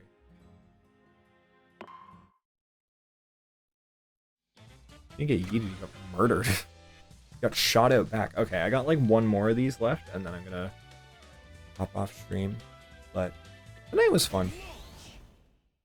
I was hoping to do Freedom Unite, but maybe we'll save that for the new year. Be able to dedicate a bit more time to it too. Count Dooku? Yeah, I did just get absolutely scissored there, huh? Bam. You know. That's the first time this has happened. Oh boy. Is that a sign? That might be a sign. You know what? I'll do one normal. I'm gonna do one normal race. Because, you know, do one, two. Fuck it. Baked ass Nova. A new family as much as I can and work on myself. Yeah, honestly, those are all really good goals. All right, guys, let's race through zooted out of his mind Nova. Yeah, I can't really pick anything else, can I? Do I want speed or do I want like good? Fuck it, let's go wheelie bike. Look at him, he's so cool. Yeah, I'll do this race and then we'll end. Why not? These races aren't super long anyways. I think this one's like 2 minutes. Really, it's not that long, but hey. I also want to get more games under my belt for next year's tier list. God, the ideal thing is next year, me having the ability of doing like a big tier list with like a bunch of games and just having a whole fun time out of it. That's you know what, that'll be fun. I'm excited for next year's tier list. Hopefully I remember to do it. I really hope I do. Go brush your teeth and go to bed. It's like 4 a.m. Yeah. I hope you all have a good time in the new year. I'm not there yet. Tell me if future happens. You know what? If they invented, I know I'm not. Sounded like a fucking seagull there. Jesus, sorry. I know. Don't worry. Any like extra bit is just me thinking like I could do this. I don't try and like push myself past what I can handle. And I mean half the stuff I say like, you know what, I'll try it. Sometimes I just I realize it's like, not the best. So. Oh god, yeah, fireworks. Oh, that's not gonna be fun. See, fireworks are fine until you have a pet, and then you hate them. You can't wait for midnight to roll around, fireworks to start. Maybe there are no more heroes? That's a game. Oh, fuck. No! Rick! Alright, little buddy. Start running. start running. Run past Nova's heart. Please. Yeah, no, I hope. I hope tonight's chill. It won't be. It's New Year's Eve. Oh my god, I killed him!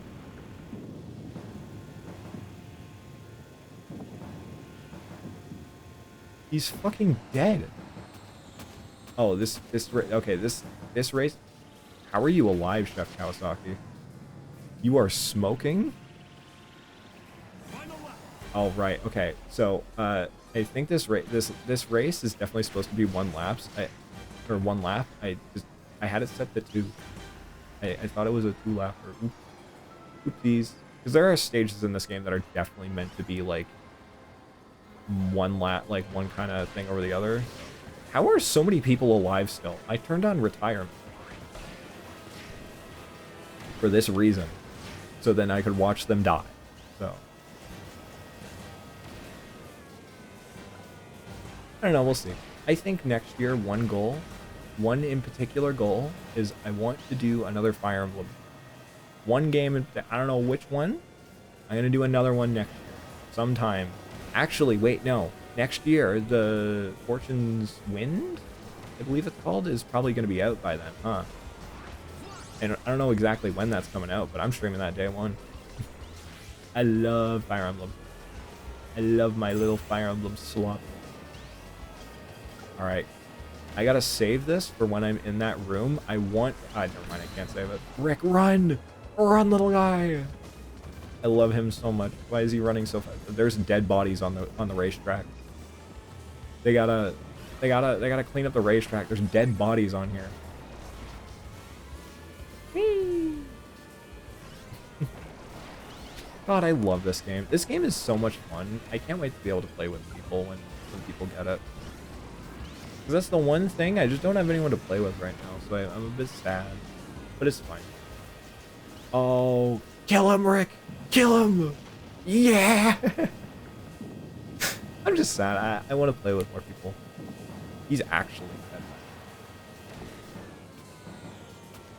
Everyone else is like 1,000 yards behind me. Yeah. Holy shit, did you hear the trick he hit? He hit that fucking trick, goddamn. Did a flip.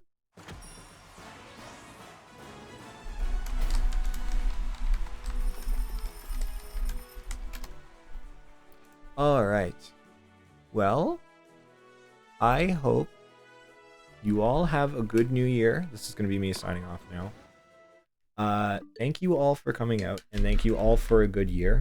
I hope 2026 is a good year for all of us. And I hope that you all... You know what? I hope one really good thing happens to all of you this year. No matter who. No matter who you are. I hope it'll be my year.